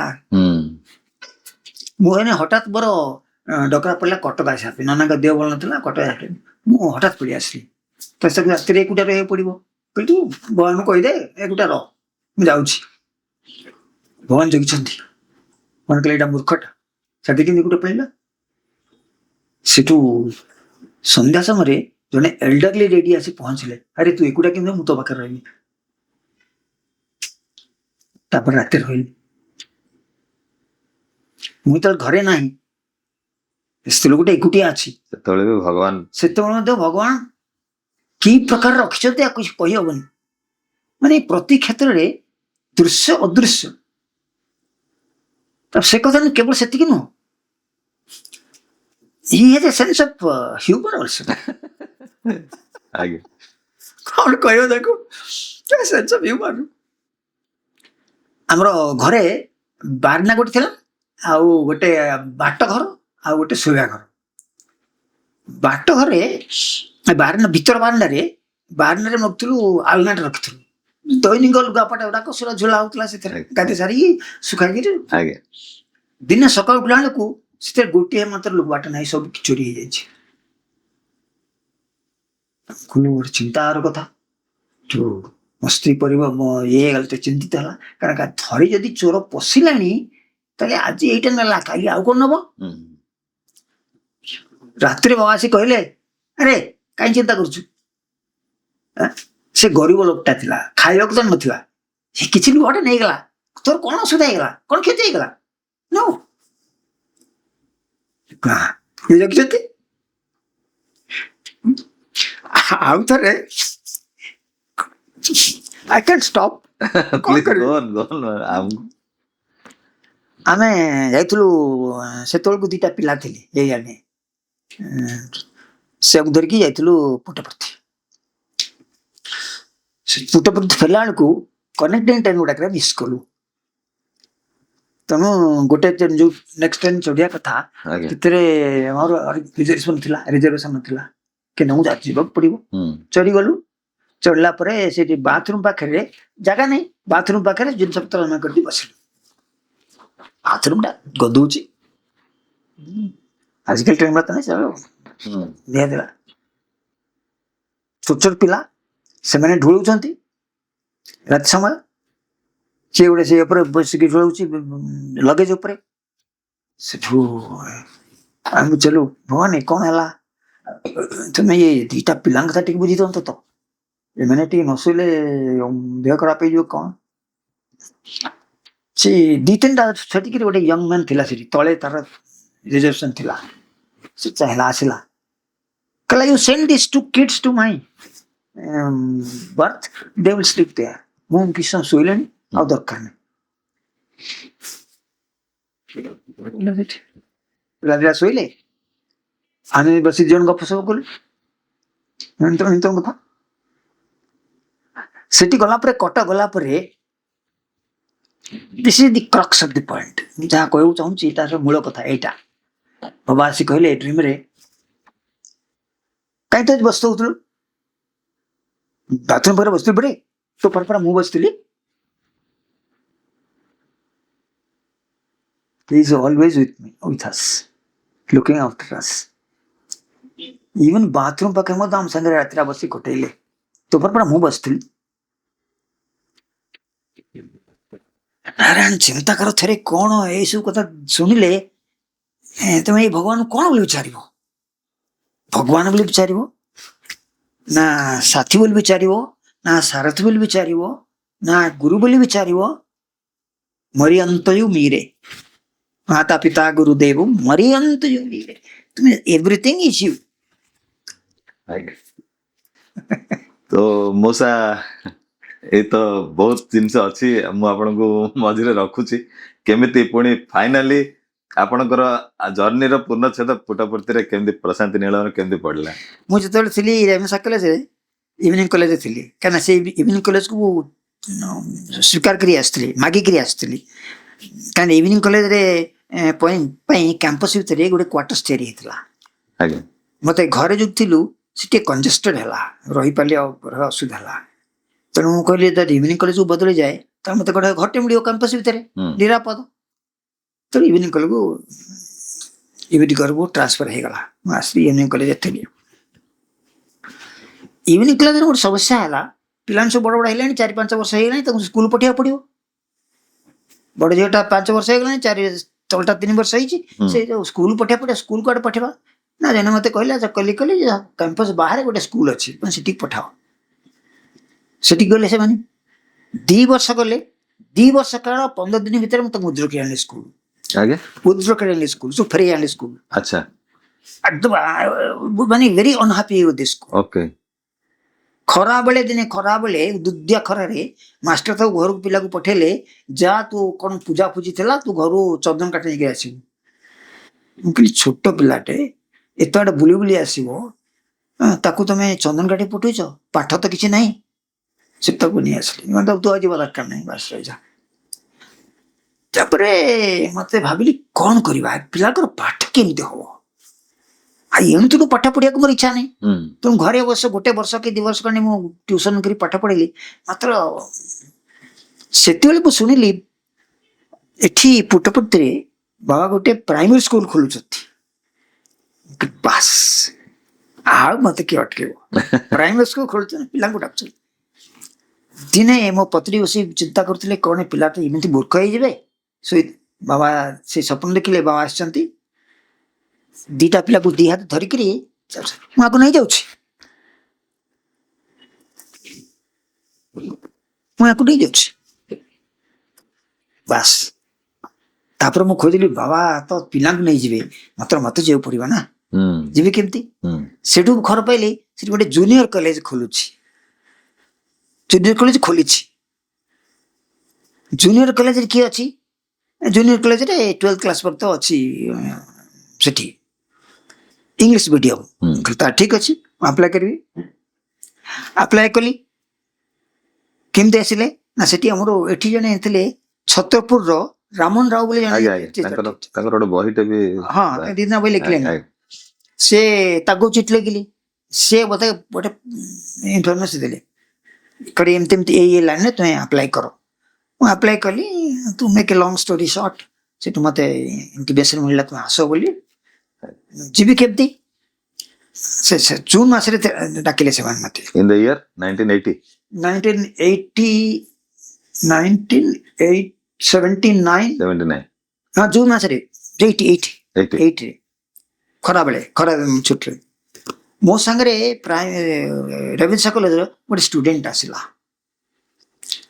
ସେ ଥିଲା ଦିଲ୍ଲୀପ ଥିଲା, ମୟୂରଭଞ୍ଜର ଡିଷ୍ଟ୍ରିକ୍ଟ ପ୍ରେସିଡେଣ୍ଟ ଥିଲା, ଏବେ ଚାଲିଗଲା, ଦିଲ୍ଲୀପ ସାହୁ। Dilip Sahu, I know. ସେ ମୋର ଥିଲା ଷ୍ଟୁଡେଣ୍ଟ ଥିଲା ଏଇଥିରେ, ରେଭେନ୍ସା କଲେଜରେ। ଆଚ୍ଛା ଆଚ୍ଛା, ରେଭେନ୍ସା ଇଭିନିଂ କଲେଜ ଥିଲା। ସେ ମୋ ସାଙ୍ଗରେ ଆସିଲା। ଈଶ୍ୱର ଆମ ସ୍କୁଲରେ ଆମର ଇଣ୍ଟରଭ୍ୟୁ ହେଲା, ଭଗବନ୍ତ ମିତାଲି ସବୁ ବସିଥିଲେ ସେଠି। ସେତେବେଳେ ମତେ କହିଲେ ଦେଖ ଆମେ ତ ମାତ୍ର 800 ଟଙ୍କା ଦେବୁ। ମୁଁ ସେତେବେଳେ ଟଙ୍କା କଥା ବିଚାର କରୁଥିଲି କି, ଆଉ ମତେ ଏଇଠି ପିଲା ପାଠ ପଢିବ, ମୁଁ ଆସିବି ଯିବି, ଫାଇନାଲ ପ୍ଲାନ୍ ଯେ। ଆଉ ସେତେବେଳେ ଯାହା କରିଥିଲି ଆଉ ଥରେ ନୂଆକିରି କରିବି। ଆଉ 1980 ରେ 800 ଟଙ୍କା ବହୁତ ଭଲ ଥିଲା, ମାନେ ସେମିତି ନଟ୍ ଗ୍ରେଟ୍ ବଟ୍ ମିଗର ବି ନୁହଁ। ହଁ খুব কম নেই, কিন্তু মতে খুব কম କହିବି ସେଟା। I will come to that, how it was difficult for me to manage. ହେଇଗଲା, ଯୋଉଦିନ ସରିଗଲା ମୁଁ ବସିଛି, ଖରାବେଳେ ସରିଗଲା। ସେଠୁ ଉପରଓଳି ବାବା ଆସିଲେ ଦର୍ଶନ ପାଇଁ। ସେକେଣ୍ଡ ନିମ ଗଛ ପାଖରେ ସେ କୋଣରେ ମୁଁ ବସିଛି, ତୃତୀୟ ଧାଡି ପାଇଁ ମୋ ପାଖରେ ବସିଛି ସେ ଦିଲ୍ଲୀପ ବାବା। ଆସିଲେ ଦୂରରୁ ଠିଆ ହେଲେ, ଚାହିଁଲେ You are appointed. ଆଚ୍ଛା, ସେତେବେଳେ ସେଠୁ ଉଠି ଆସିକି ତାଙ୍କ ପାଦ ନମସ୍କାର ସମ୍ଭବ ନଥିଲା। ଉଠିବା ସମୟ ଲାଗିବ, ଲୋକଙ୍କୁ ଆଡେ ଆଡେକି ଯିବା, ବାବୁ ସେ ଠିଆ ହେଇଥିବେ ନା କଣ। You are appointed ହେଇଗଲା, ସିଲ୍ ମିଳିଗଲା। ତାପରେ ସେଠି ପଳେଇ ଆସିଲୁ। ତାପରେ ମୁଁ ଆପ୍ଲାଏ କଲି ଗଭର୍ଣ୍ଣମେଣ୍ଟକୁ, ଆପ୍ଲାଏ କଲି ଏ ପାଇଁ ଲିଅନ ପାଇଁ ବା ଡେପୁଟେସନ ପାଇଁ। ଟିକେ ସେ ଷ୍ଟୋରି ଟିକେ ହେଲା, ସେମିତି ଏପଟ ସେପଟ ହେଲା। ତାପରେ ଆସି ପହଞ୍ଚିକିନା ଠିକ କେମିତି ଆସିଲେ ବର୍ତ୍ତମାନ ଚିନ୍ତା କରି ପାରୁନି। ଗୋଟେ ହାଉସ ହୋଲ୍ଡର ସବୁ ଜିନିଷ ଛାଡିକି ଧରି 4ଟା ଟ୍ରେନ କୁ କ୍ରସ କରି କେମିତି ମୁଁ ଆସି ପହଞ୍ଚିଲି ଏଠି, ଚିନ୍ତା ବି କରି ଆପଣଙ୍କ ପ୍ୟାରେଣ୍ଟସ୍, ବିଶେଷ କରି ଆପଣଙ୍କ ଫାଦର, ହଁ ସେତେବେଳେ ସେମାନେ ବହୁତ ବିଗିଡି ଗଲେ। बापा कहले this is an escapism running away you have to do it you have to be a professor you have to take care of the family ମୁଁ ଭାବିଲି ମନକୁ ମନ କହିଲି who is taking care of who till now he is taking care of you and you are taking care of the family you don't know that but I know it so but ସେ ବ୍ୟର୍ଥ ହେଲେ ବିଗିଡ଼ି ଗଲେ ତେଣୁ କେହି cooperate କଲେନି doesn't matter ଆଡାମେଣ୍ଟ ଥିଲି ଆଉ ଯିବି ତ ଯିବି ଆଉ କମ୍ ହ୍ୱାଟ୍ ମି ନଥିଙ୍ଗ କ୍ୟାନ୍ ଷ୍ଟପ୍ ଏବେ ବି ଅଛ ନାଇଁ ଭାଇ ଏବେ ସରି ବଟ୍ ଭଗବାନଙ୍କୁ ପାଇବା ଲାଗି ଆଡାମେଣ୍ଟ ଦରକାର ବି ନହେଲେ ସଂସାର ଟାଣି ନବ ବହୁତ ଭଗବାନଙ୍କୁ ପାଇବା ପାଇଁ ଯୋଉ ଆଡାମେଣ୍ଟ ଦରକାର ସେଟା ଭଗବାନ ହିଁ ଦିଅନ୍ତି ରାଇଟ୍ ସେ ଯୋଉ ତୀବ୍ର ଆକାଂକ୍ଷା ଏଟା ସେ ଦିଅନ୍ତି ସେ ଜାଗ୍ରତ କଲେ when you said you are appointed that means you come and join here it's an order it's an order କିଏ ଆଉ ତାକୁ ଭାଙ୍ଗି ପାରିବ so ସିଏ ଆପଣଙ୍କର ଫ୍ୟାମିଲି କଥା ସେ ବୁଝିବେ କୋଉଠି ରହିବେ କଣ କରିବେ ମୋର ଏଠି ଗୋଟେ ଚିହ୍ନା ଲୋକ ଥିଲା ଓଡ଼ିଶାରେ ଗୋଟେ ଲୋକ ଥିଲା ଏଇଠି ଥିଲା ପୁଟପର୍ତ୍ତିରେ ସେ ଗୋଟେ ଗାଡ଼ି କରିଦେଇଥିଲା ଧର୍ମପୁର ଯାଇକିରି ଆଜି ପହଞ୍ଚିଲୁ ଗୋଟେ ଗାଡ଼ି ରୁମ୍ ଠିକ କରିଦେଇଥିଲା ସେ ତଳ ମହଲାରେ W3 ଭିତରେ ଆଶ୍ରମ ଭିତରେ ଓକେ ରହିଲୁ ସେ ଠିକ ଆଚ୍ଛା ବାସ୍ ତାପରେ ଚାଲିଲା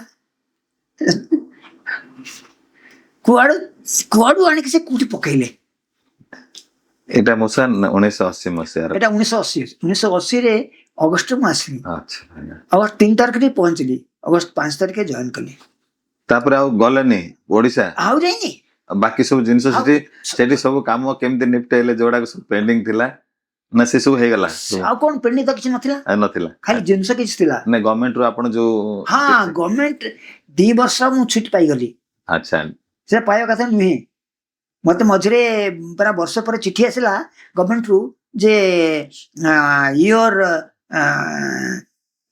Leon was approved not properly so you can come back ମୁଁ କହିଲି I will tell you after 2 years I've got 2 years Leon ଛୁଟି 2 ବର୍ଷ ପରେ ମୁଁ ତମକୁ କହିବି 2 ବର୍ଷ ପରେ ଆଉଥରେ ମୋ ଚିଠି ଆସିଲା you are continue there or you want to stay there ମୁଁ ପଚାରିଲି ବା ଏ ଚିଠି ଆସିଛି ଓଡ଼ିଶାରୁ ଯେ ମୁଁ ରହିବି ନା ମୁଁ ଛାଡ଼ିଦେବି ଛାଡ଼ିଦେବି ସେଠି ଯିବି ନା ଏଠି ରହିବି ରିଜାଇନ୍ କରିଦେବି ନା ଏଠି ରହିବି ଯିବି ହେରି ବାବା କହିଲେ ରିଜାଇନ୍ କରିଦେ ସେଠି କହିଥିଲେ you are appointed ଏବେ କହିଲେ ରିଜାଇନ୍ ଏଟା ଭଲେଣ୍ଟାରୀ ରିଟାୟରମେଣ୍ଟ ହେଇଗଲା ଆପଣଙ୍କର ରିଜାଇନ୍ ତ କରିଦେଲା ରିଜାଇନ୍ କରିଦେଲା ଓକେ ପୁରା ଟୋଟାଲି ରିଜାଇନ୍ କରିଦେଲା ପରେ ଅବଶ୍ୟ କଣ କିଛି ଥିଲା ସେ ଯାହା ପ୍ରାପ୍ତି କଣ ଥିଲା ସେ ସବୁ ମିଳିଲା ମାତ୍ର ବାସ୍ ଠିକ ଅଛି ଇଏ ସଂସାରର ଇଏ ସରିଲା ବର୍ତ୍ତମାନ ଈଶ୍ୱରଙ୍କ ପାଖକୁ ଯିବା ତାପରେ ଆଉ ଗୋଟେ ପ୍ରକାର ଜର୍ଣ୍ଣି ଆରମ୍ଭ ହବ ତ ମୂଷା ଏପର୍ଯ୍ୟନ୍ତ ଯାହା ଆପଣ ସବୁ କହିସାରିଲେଣି ମୋର ଗୋଟେ ଭିତରେ ଗୋଟେ କ୍ୱେଶ୍ଚିନ୍ ଆସୁଛି ଯେ ଯେତେବେଳେ ଆପଣ ଡିସାଇଡ୍ କଲେ କି ସ୍ୱାମୀଙ୍କ ପାଖକୁ ଆସିବେ ତାଙ୍କ ଆଶ୍ରମକୁ ଆସିବେ ସେତେବେଳେ ଓଡ଼ିଶାରେ ସ୍ପିରିଚୁଆଲ ଗୁରୁ ରିଲିଜିୟସ୍ ଗୁରୁ ଆଶ୍ରମ ଏସବୁର କିଛି କମି ନଥିଲା ଠିକ ଅଛି ଆପଣ କହୁଛନ୍ତି ସ୍ୱାମୀ ସବୁ କରିଛନ୍ତି କିନ୍ତୁ ଆପଣ ଯେତେବେଳେ ସ୍ୱାମୀଙ୍କୁ ଗୁରୁ ନିଜର ଗୁରୁ ବୋଲି କରିବା ପାଇଁ ମନସ୍ଥ କଲେ ତାଙ୍କୁ ହିଁ କାହିଁକି କଲେ ଏବଂ ଆପଣଙ୍କ ଜୀବନରେ ସ୍ୱାମୀ ହିଁ ପୁଣି ଗୁରୁରୁ ଭଗବାନ କେମିତି ହେଲେ ଏଟାକୁ ଟିକେ ଏଲାବୋରେଟ୍ କରିବେ ଦେଖ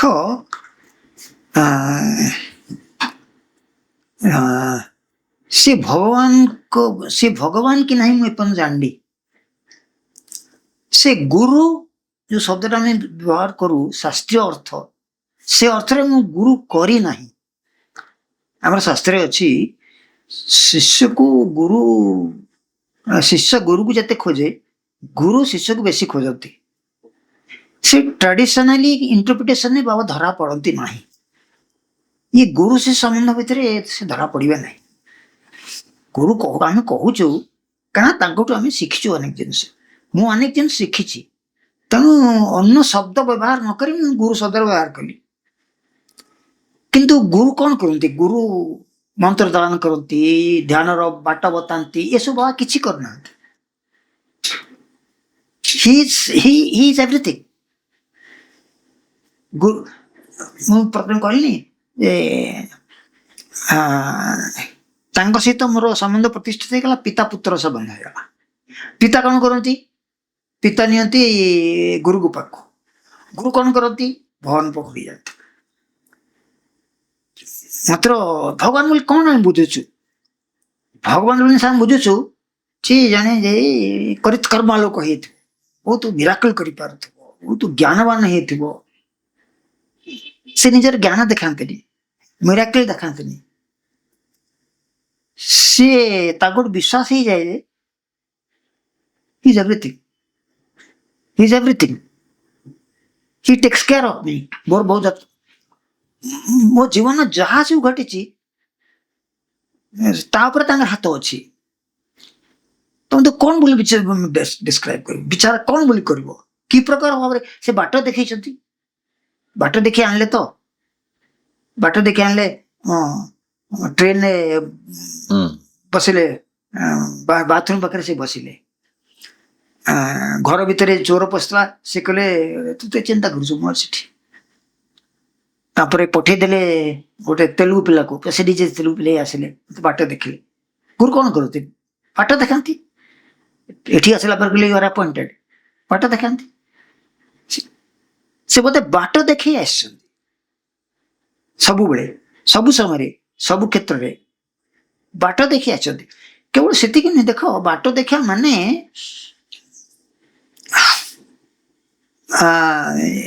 ରାସ୍ତା ଦେଖିବା ନୁହେଁ, ଜୀବନର ଦିଗ୍ଦର୍ଶନ କରିବା, ଲକ୍ଷ୍ୟ ପାଖରେ ଜୀବନର ଦିଗ୍ଦର୍ଶନ କରିବା। ତୁମର material life, emotional life, intellectual life, ଏ ସବୁ ତିନିଟା ସ୍ତରରେ ଯଦି ସିଏ ବ୍ୟକ୍ତ ହେଇଯିବେ, ମୁଁ କଣ ବୋଲି କହିବି?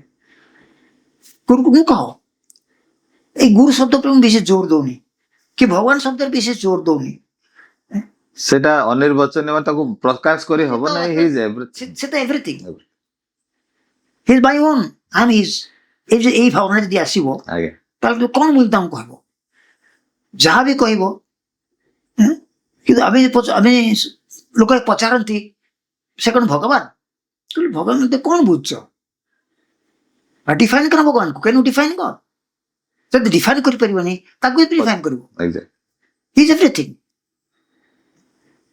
ବାଁ ଭଳିଆ ଯତ୍ନ ନେଉଛନ୍ତି, ବାପ ଭଳିଆ ଯତ୍ନ ନେଉଛନ୍ତି, ଗୁରୁ ଭଳିଆ ବାଟ ଦେଖାଉଛନ୍ତି। କଣ ତାକୁ କହିବ? ଗୁରୁ ବ୍ରହ୍ମା ଗୁରୁ ବିଷ୍ଣୁ ଗୁରୁଦେବ ମହେଶ୍ୱର, ମରିୟନ୍ତ ୟୁରିମେ, ମାତା ପିତା ଗୁରୁ ଦୈବ, ମରିୟନ୍ତ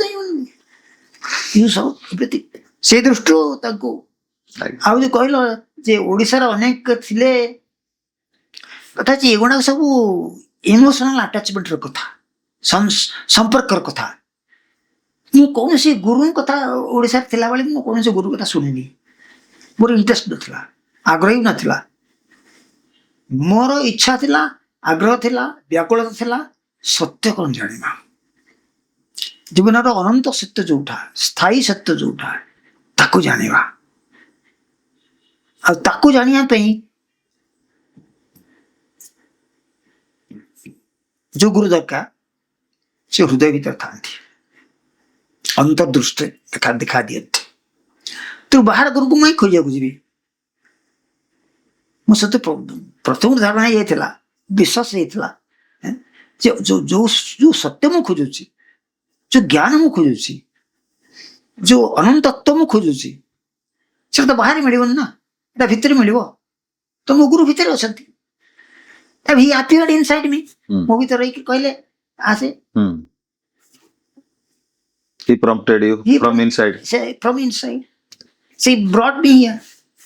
ତେଣୁ ଅନ୍ୟ କାହାର କଥା ମୁଁ ଚିନ୍ତା ହିଁ କରିନି। ତାପରେ ଗଲା ପରେ ବାବୁ ଗଲା ପରେ ବି ଓଡିଶାକୁ ଅନେକ ସାଧୁ ସେମାନେ ଆସନ୍ତି, ମୋ ସାଙ୍ଗମାନେ ଯାଆନ୍ତି ସବୁ, ହେ ସେ ଅମୁକ ସନ୍ନ୍ୟାସୀ, ଅମୁକ ସ୍ୱାମୀ ଅମୁକ ଆସିଛନ୍ତି, ଆସନ୍ତୁ ଦେଖିବାକୁ ଯିବୁ। କି ଜାଣିବେ ମୋର କୌଣସି ଆଗ୍ରହ ନାହିଁ, ତ ଗୋଟେ ସ୍ୱାମୀ ଯଥେଷ୍ଟ ମୋର। ଆଉ ଆଗ୍ରହ ବି ହୁଏନି। ଯୋଉ ଲାଇଟ୍ ତମେ ଦେଖିଛ, ଯଦି ସେଇ ଲାଇଟ୍ ଫଲୋ ନ କରି ପାରିଲ, ଆଉ ଅନ୍ୟ ଟର୍ଚ ଲାଇଟ୍ ଖୋଜିବା କଣ ଆବଶ୍ୟକ? ଆଉ କିଛି ଦରକାର ନାହିଁ ନା, ସେ ଗୋଟେ ଲାଇଟ୍ ଯଥେଷ୍ଟ। ଆଉ ଦ୍ୟାଟ୍ ଲାଇଟ୍ ଗୋଟେ ଇନକଲକେଟିଂ, ନିଜ ଭିତରେ ଜାଗ୍ରତ କରିବାକୁ ପଡିବ। ମୁଁ ତ ସେଇଥିରେ ଲାଗିଛି ଆଉ ଆଉ ଅନ୍ୟ କଣ କରିବି କାହିଁକି ନିଜ ଭିତରେ ଯାହା ଲାଇଟ୍ ଜାଗ୍ରତ କରିବା ମୁଁ ଝାଳନାଳ ହେଇଗଲେଣି ଆଉ ଅନ୍ୟ କଥା କରିବା କଣ ଆସେ। ବହୁତ ବହୁତ ଗଭୀର କଥା ମଶା ବଟ୍ ଆମେ ସେଥିରୁ ଟିକେ ଯିବା ବର୍ତ୍ତମାନ। ସୋ ଆପଣ ଓଡ଼ିଶାର ଏତେ ବର୍ଷର ଅଭିଜ୍ଞତା ଦୀର୍ଘ 13 ବର୍ଷର ଅଭିଜ୍ଞତା ଚାକିରିରେ ଆଜ ଏ ଏଜୁକେଟର ଏବଂ ତାପରେ ଆପଣ ଆସିଲେ ଭଗବାନଙ୍କ ପାଖକୁ ତାଙ୍କର ଇନଷ୍ଟିଟ୍ୟୁସନରେ କେମିତି ହାଉ ୱାଜ୍ ଦ ଜର୍ଣ୍ଣି ଏବଂ ହାଉ ଇଟ୍ ୱାଜ୍ ଡିଫରେଣ୍ଟ ହଁ or how it was similar for you ଦିଟା ଏକ୍ସପିରିଏନ୍ସ। ହଁ ସେଟା କଣ କି ମୁଁ ଦେଖୁଛି ବର୍ତ୍ତମାନ ଯେ ଯୋଉ ଛାତ୍ରମାନଙ୍କୁ ବା ଛାତ୍ରୀମାନଙ୍କୁ ମୁଁ ସେଇଠି ପଢଉଥିଲି ଏବଂ ଏଠି ପଢଉଥିଲି ବେସିକାଲି ସବୁ ୟଙ୍ଗ ପିପଲ ଆର୍ ସେମ୍। ବେସିକାଲି ସମସ୍ତଙ୍କ ଭିତରେ ସେ ଆଗ୍ରହଟା ଅଛି, ସେ ଖୋଜିବାର ଭାବନାଟା ଅଛି। ମୁଁ ଦିଟା ଇନ୍ସୁରାନ୍ସ କହିବି, ଆଜ୍ଞା ସେଥିରୁ ତମେ ବୁଝିବ କଣ କହିବାକୁ ଚାହୁଁଛି। ଏତେ ଇଏ କରିହବନି, ଆଜ୍ଞା ବିସ୍ତାର ଭାବରେ କହିହବନି। ରେଭେନ୍ସା କଲେଜ ଗୋଟେ ଘଟଣା ଘଟିଲା, ମୋର ସବୁବେଳେ ବଦନାମ ଅଛି।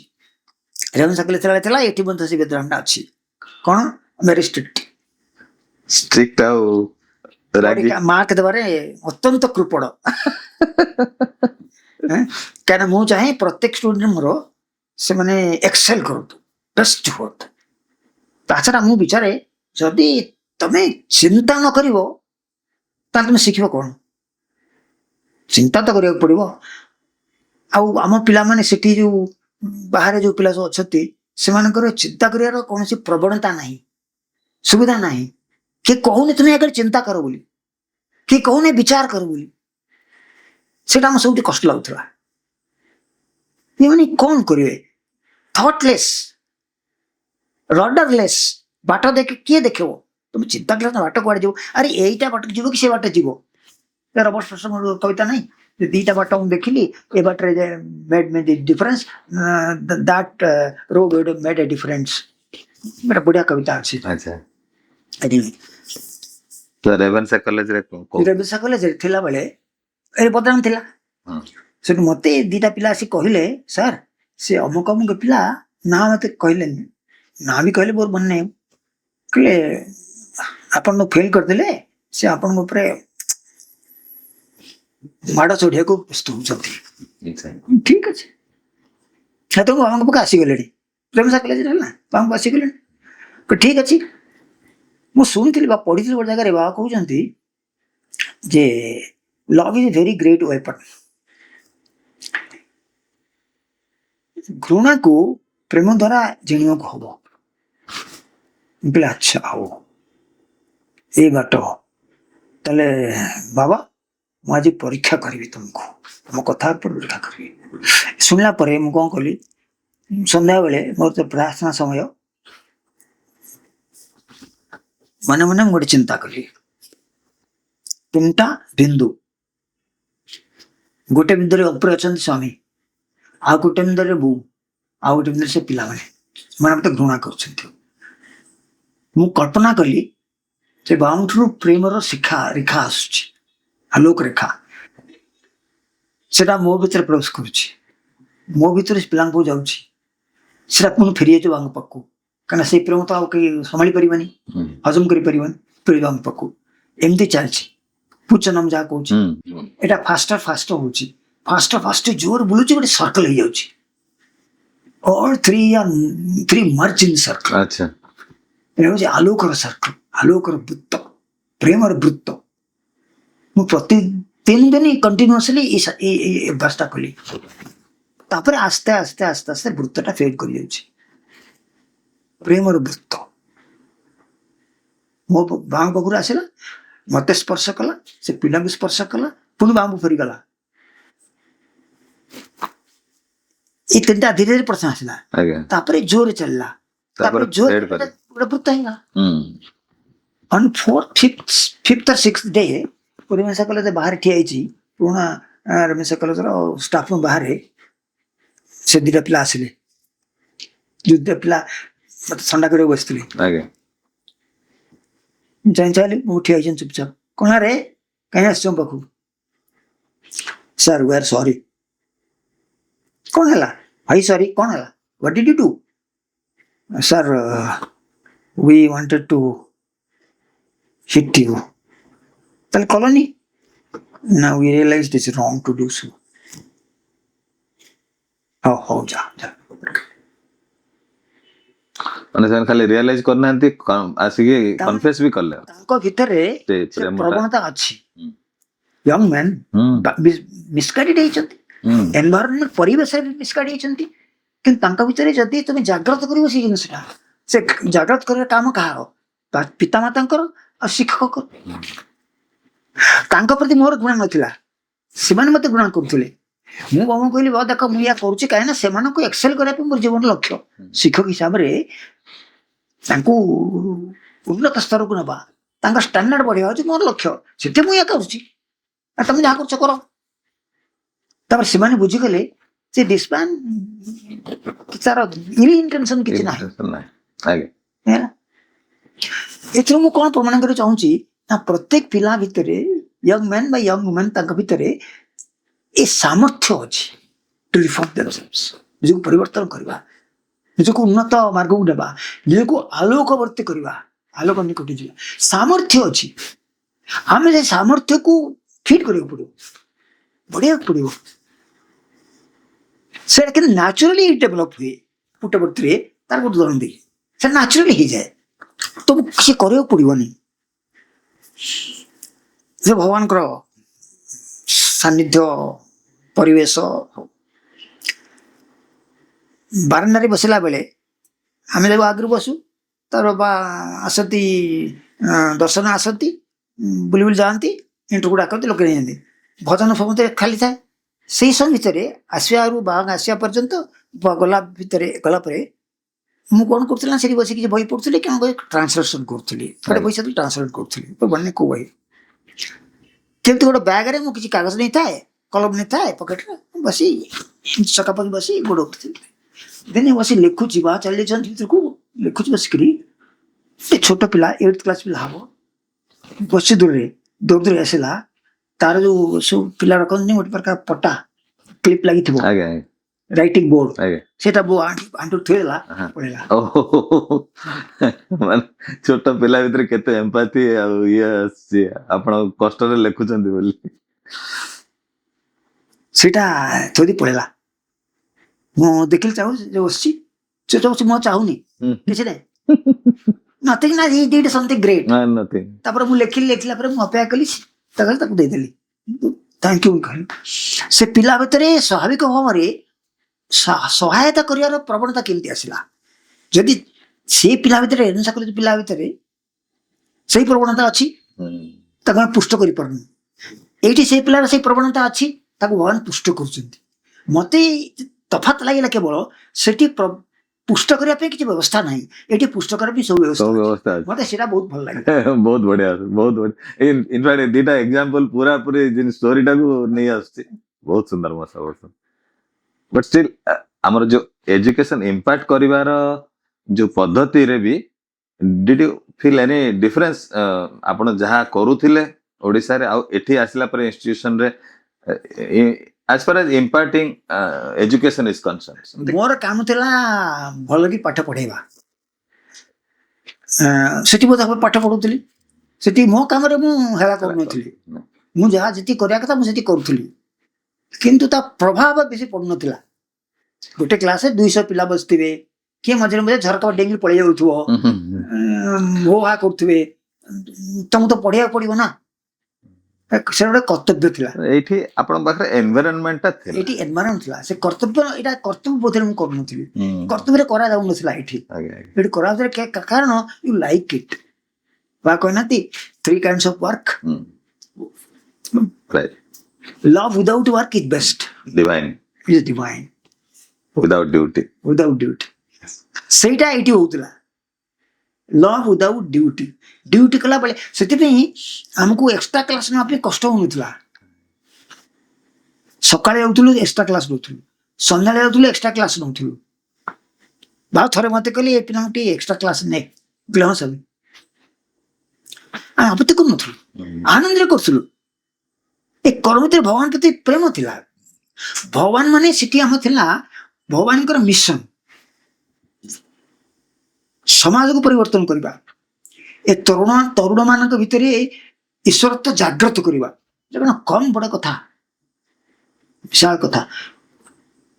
ଯଦି you can be part of it, ତାହେଲେ ତମେ ନିଜକୁ ଧନ୍ୟ ମନେ କରିବ ନା ନାହିଁ, ଏବଂ ତମେ ସେଠି ଚାହୁଁଛ କରିବା ପାଇଁ। ଆପଣଙ୍କର ଏମିତି ଶହ ଶହ ହଜାର ହଜାର ଷ୍ଟୁଡେଣ୍ଟ ବର୍ତ୍ତମାନ କୋଉଠି କୋଉଠି ଥିବେ, ଚାରିଆଡେ ସେମାନେ ଆପଣଙ୍କ ସହିତ ମାନେ କେମିତି କିଛି ସେମାନେ ସମ୍ପର୍କ ଆସିଲେ ଦେଖା କରନ୍ତି, ଦେଖା କରନ୍ତି, ଆସିଲେ ଦେଖା ସେଇଟା କରନ୍ତି। ଭାରି ବହୁତ ଆନନ୍ଦ ଲାଗୁଛି। ପରମାନନ୍ଦ ପରମାନନ୍ଦ। ଆପଣ କୋଉଠି କୋଉଠି ଅଛନ୍ତି ସବୁ ଠିକଣା ନାହିଁ। ଆଜ୍ଞା ସେ ଆସି କହନ୍ତି ସାର୍ ମୁଁ ଅମୁକ ବର୍ଷ ଆପଣଙ୍କର ଶିକ୍ଷକ ଥିଲି। ମତେ ବେଳେ ସମସ୍ତେ କହନ୍ତି ଯେ, ବେଳେ କହନ୍ତି ସାର୍ ମତେ ଆପଣ ବହୁତ କମ ମାର୍କ ଦେଇଥିଲେ, 20ରୁ ନା 25ରୁ ଆପଣ 3 ମାର୍କ ଦେଇଥିଲେ। ମୁଁ କହିଲି ହରି ଚଣ୍ଡାଳ, ଏତିକି କଥା ମନେ ପଡିଲା? ଆଉ ନାଇଁ ସାର୍ ଏଇଟା ନାହିଁ, ସେଇଟା କହୁନୁ, but because you did that ମୁଁ ବର୍ତ୍ତମାନ I am excellent in my field. Right. ମାତ୍ର କଥା ହଉଛି ସେଠି ଥିଲାବେଳେ ମଧ୍ୟ ଏମିତି ଅକେଜନାଲ କେତେ ଘଟଣା ସାରିଥିଲେ, ଜେନେରାଲି ପିଲାମାନଙ୍କ ପାଖକୁ କିଛି ବିରୋଧ ମୁଁ ସବୁଥିରେ ହେଇନି। ଏଇଠି ଆସିଲା ପରେ ଏଇଠି ପିଲାମାନଙ୍କ ପାଖକୁ ସ୍ନେହ ପାଇଛି, ବହୁତ ସ୍ନେହ। ଆଜ୍ଞା। ମାନେ ଆଉ କରିହବନି। ମୁଁ ଯେତେବେଳେ ଚାଲି ଚାଲି ଆସୁଥିଲି ମନ୍ଦିର ଭିତରୁ ଯାଉଥିଲି ସ୍କୁଲକୁ, ମଝିରେ ଖରାବେଳେ ଖାଇବାକୁ ଆସୁଥିଲି, ପୁଣି ଖରାବେଳେ ଯାଉଥିଲି, ଖାଇସାରିକି ଯାଉଥିଲି, ପୁଣି ଆସୁଥିଲି ଘରକୁ, ପୁଣି ଇଭିନିଂରେ ଭଜନ ପାଇଁ ଆସୁଥିଲି, ଘରକୁ ଯାଉଥିଲି। ବହୁତ ପରିଶ୍ରମ କରିବାକୁ ପଡୁଥିଲା। ଗୋଟେ ଥର ଗୋଟେ ପିଲା ସେ ଏଇଠି ହଉଥିଲା ପ୍ରସାଦରେ, ସେ ମୋ ପାଇଁ ଖାଇବାକୁ ଆଣୁଥିଲା, ମୁଁ କିଛି କହିନି। ଘରକୁ ଯିବ, ମୋ ପାଇଁ ଖାଇବାକୁ ନେଇ ଆସିବ, ସେ ଖାଇବ, ଆସିବ, ସନ୍ଧ୍ୟାବେଳେ ଗଲାବେଳକୁ ମୋ କ୍ୟାରିୟର ନେଇଯିବ। ସେ କୋଉଠି ପିଲା କୋଉଠି ପାଇବ ଭିତରୁ ସେଇଟା ତାଙ୍କର।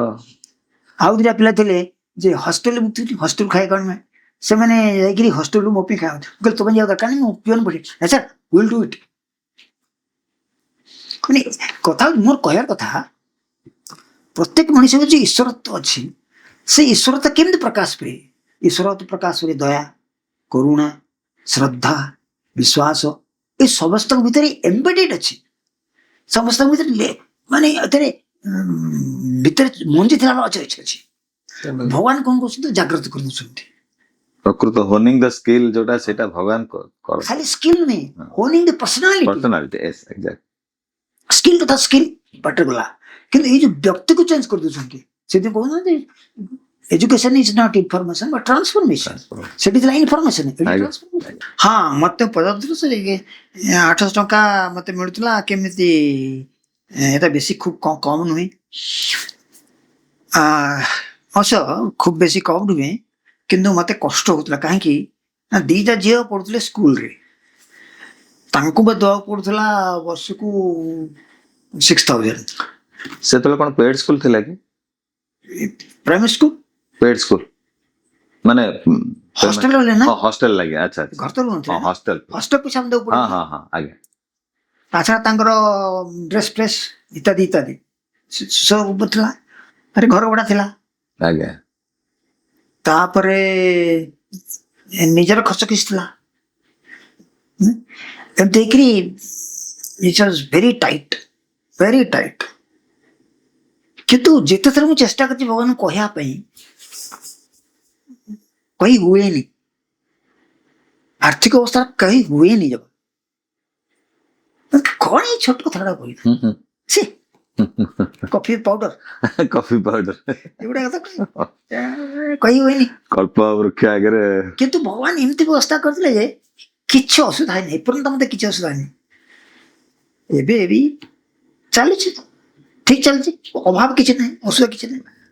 ତ ମଉସା, ତାପରେ ଆପଣଙ୍କର ଏଠି ଶିକ୍ଷାଦାନ ସମୟରେ ଆପଣ ବହୁତ ଗୁଡେ ଟ୍ରାନ୍ସଲେସନ କରିଛନ୍ତି, ବହୁତ ଗୁଡେ ଡ୍ରାମାର ସ୍କ୍ରିପ୍ଟ ଲେଖିଛନ୍ତି। ଇନଫ୍ୟାକ୍ଟ ଓଡ଼ିଶାର ବି ଯୋଉ ସବୁ ଡ୍ରାମା ପିଲାମାନେ ଏଠି କରନ୍ତି, ବହୁତ ଗୁଡାଏ ସ୍କ୍ରିପ୍ଟ ମୁଁ ଜାଣିଛି ଆପଣ ସେଗୁଡା ସବୁ ଲେଖିଛନ୍ତି। ଏ ସବୁ ସ୍କିଲ୍ ଗୁଡାକ ଆପଣଙ୍କ ଭିତରେ ଯୋଉଡାକ ସବୁ ଥିଲା, ଭଗବାନ ତାକୁ ବି ବହୁତ ବ୍ଲୋଜମିଂ କରିଛନ୍ତି ଡ୍ୟୁରିଂ ଦିସ୍ ପିରିୟଡ। ଭଗବାନ କେତେ ଲେଭେଲରେ ମଣିଷ ଉପରେ କାମ କରନ୍ତି ଆମେ ଜାଣିନେ, ସେ ସବୁ ଲେଭେଲ ଦେଖନ୍ତି। ଆମର ସାଇକ୍ର, ଆମର ଅନ୍ତର ମନର ଯେତେ ସ୍ତର ଅଛି, ଯେତେ ସମ୍ଭାବନା ଅଛି, संभाव्य विकास अच्छी सबुड़ा पर से काम करते मो भीतर अनुवाद करिवार अभ्यास आगुरी ओडिसा बेले आज्ञा तापरे सेटा पढ़ी बंद हो गला छाड़ला पर आ करनी किसी पढ़ी सारा पर अनुवाद किसी करनी सेटा बंद हो गला तापरे किछि किछि कविता लिखुଥିଲି सेठी थिला मात्र कवितार दिग अलगा थिला से समय ट्रेंड अनुसार कविता के इंटेलेक्चुअल होउथिला किंतु एठी आसला परे से अंतर्मनर दिग बदली गला तापर काम कले से मो कविता को कौन कहबी जो सीकिंग द ट्रुथ याडू चली गला तो मते पढ़ियो मोर गोटे कविता बही छपा है ग्रेन्स ऑफ सैंड इंग्लिश कविता बही आज्ञा से 20-22 कि 23 कविता अच्छी सबू कविता छोट छोट कविता आज्ञा 15, 20, 30, 15, 10 ये छोट छोट कविता अच्छी से कविता गुड़क I am exploring my self निजर अन्वेषण करुच्ची सत्य अन्वेषण करुच्ची एवं सबुड़ाक मत देखा जाए जो संसार जिते अच्छी सबुड़ाक मत प्रतीक भाई देखा जाए सिंबल पर देखा जाए सिंबल भीतर भगवान मत पाठ पढ़ाते अच्छा केन भगवान कही तो गॉड इज ग्रेट थरे मत मोर मन है ये भगवान तो सब सरेंडर कथा कहते निर्भरता कथा कहते निर्भर कर निर्भरता कौन केमती हम यहाँ निर्भरता कौन हम केमती हम आम तो संसार काम करा पड़ो डिसीजन ना पड़ो आ कम जहाँ कर सफलता आशा करा पड़ो पिला पाठ पढ़ु पिला भल पाठ पढ़ी भल परीक्षा न कले मन दुख हम कौन करे केमती हम ये बहुत दिन तल कथा जो पूर्णचंद्र ऑडिटोरियम टा जस्ट तैयारी होता आ तुम देखी तो ऊपर छात अनेक गुड़े छवि थी बर्तमान काटी गोटे कौन फंक्शन थी मुदिने आम तो आगुरी जाऊ तो शीघ्र बसा कथा ना कल जगह मिल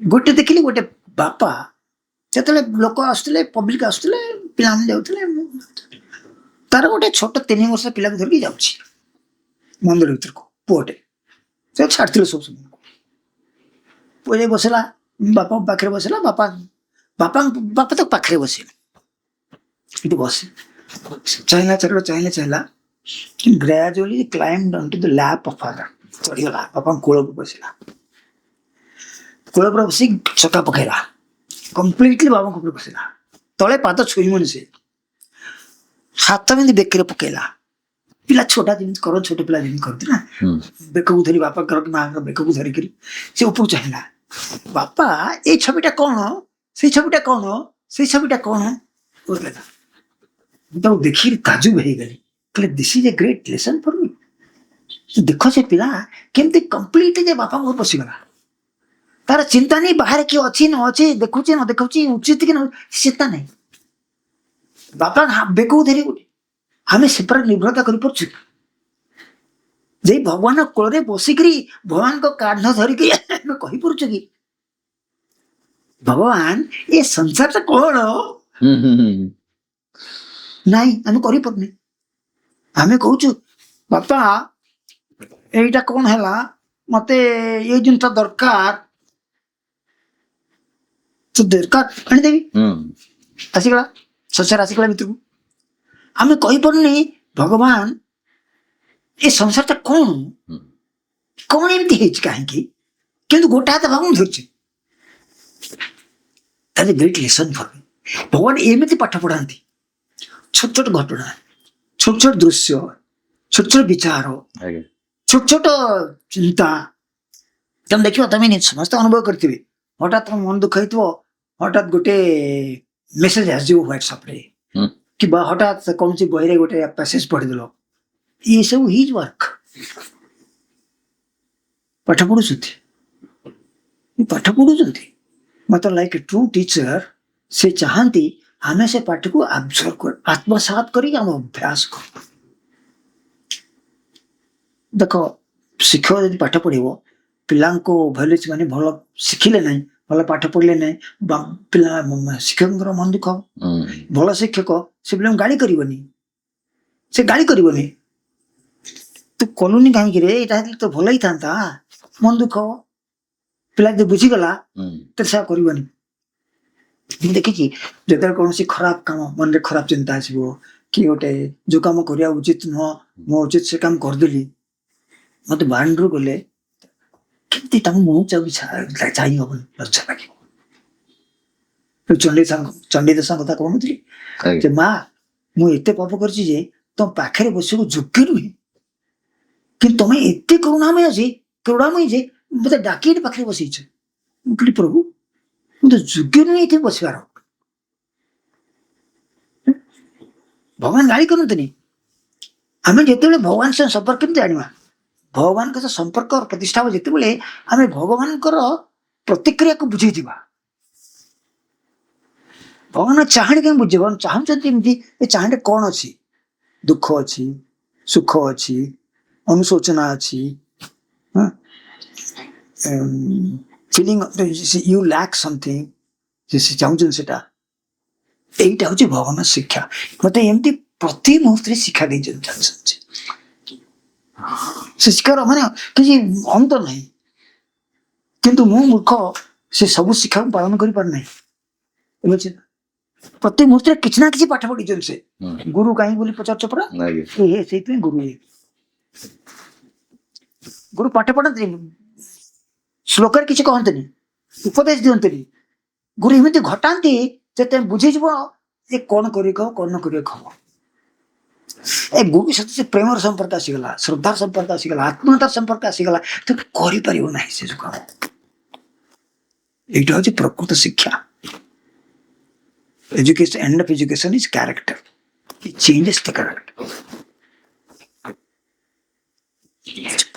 यहीटा यदि हम शिक्षक मैंने करते करेंगे कौन करेंगे ना पिला सहित पर्सनाल संपर्क आसीगला और निजर श्रद्धा अच्छी काम काम श्रद्धा नथले श्रद्धावान लभते ज्ञान श्रद्धा नथले किसी हो पारे ज्ञान शिखिपारे ज्ञान प्रदान कर भगवान मत प्रति मुहूर्त शिक्षा दे चलते तो मोटे कविता पठाई से कवितार प्रथम ओडिया लिखाई ओडिया लिखी ओडिया लिखला बेले प्रति लाइन टा गोटे पर लाइन मन मन आई जाता मन को पाटी कलम को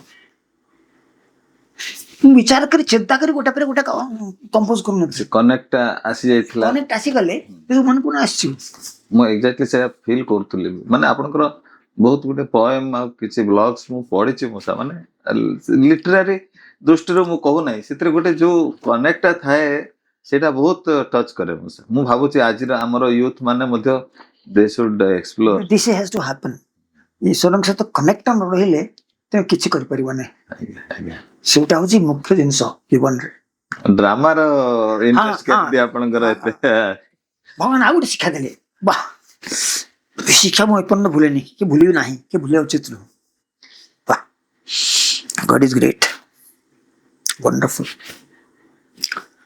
प्रथमे गोटे ड्रामा लिखिली एटा हम पिला माने एडाप्ट कले बहुत भल बहुत बढ़िया है बार गोटे डायलॉग बाबा मन रखी जाकि भीतर जे कहते यही डायलॉगटा बढ़िया ये डायलॉग बढ़िया है भगवान जब तुमको प्रश्न करले कौन हम अहंकार आसला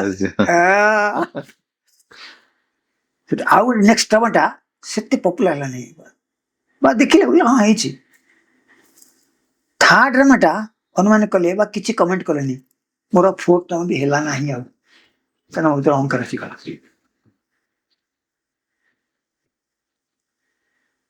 अहंकार आसीगला कौन लोक नाटक सूत्र नाटक तुम शुणव गीत शुण सरस्वती गीत शुण ये सब अपरचुनिटी दौरान आमको बदलैया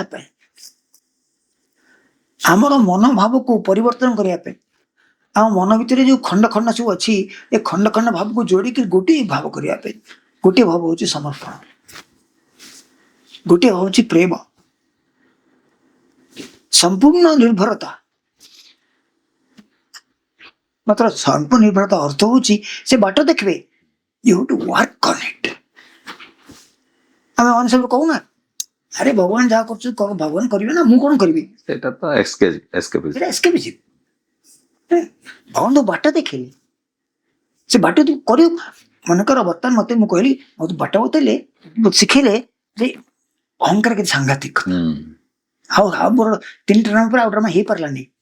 ଓଡ଼ିଶା ଡ୍ରାମା ସବୁ କହିଲେ, ଓଡ଼ିଶା ଲୋକମାନେ 3-4ଟା ଡ୍ରାମା କରିଛନ୍ତି, ଏସବୁ ହେଲା, ଯେ ଜାଗ୍ରତ ହେଲା। ସେ ତାଙ୍କରି ଇଚ୍ଛାରେ ତାଙ୍କ କୃପାରେ ଏଇ ଟ୍ୟାଲେଣ୍ଟ ଜାଗ୍ରତ ହେଲା। ମାତ୍ର ଏ ଟ୍ୟାଲେଣ୍ଟକୁ ମୁଁ ତାଙ୍କ ବୋଲି ଛାଡ଼ିଦେଲି ନା, ତାଙ୍କରି ସେବା ପାଇଁ ପ୍ରୟୋଗ କରିଥାନ୍ତା ନା। ତାଙ୍କରି ସେବା ପାଇଁ ପ୍ରୟୋଗ କଲା ବେଳେ ମୁଁ ବିଚାର କରିବା କଥା, ମୁଁ ଲେଖୁନି, ସିଏ ଲେଖୁଛନ୍ତି। ମୁଁ କିଛି କରୁନି, ସିଏ କରୁଛନ୍ତି। ଯେତେବେଳେ ମୋତେ ଭାବନା ଆସିଲା, ଏଇଟା ଭଲ ଲେଖିଥିଲେ, ଏଇଟା ଭଲ ହେଇଥିଲା, ମୁଁଟା ଆସିଗଲା। ମୁଁ ଡାଇରେକ୍ଟ ନ କହିଲେ ମଧ୍ୟ ଏ ଭାବନାଟା ଆସିଗଲା କି ହଁ ୟାର ଫଲ ଆର ନେଲା, ବନ୍ଦ କରିଦିଅ, ବନ୍ଦ ହେଇଗଲା। ଏଇଟା ଗୋଟେ ବଡ଼ ଶିକ୍ଷା। ଆଠୁ ବଡ଼ ଶିକ୍ଷା କିଛି ନା। ମୁଁ ସେଥିରେ ସେ ଦୟାମାୟା ତାଙ୍କର ନାହିଁ।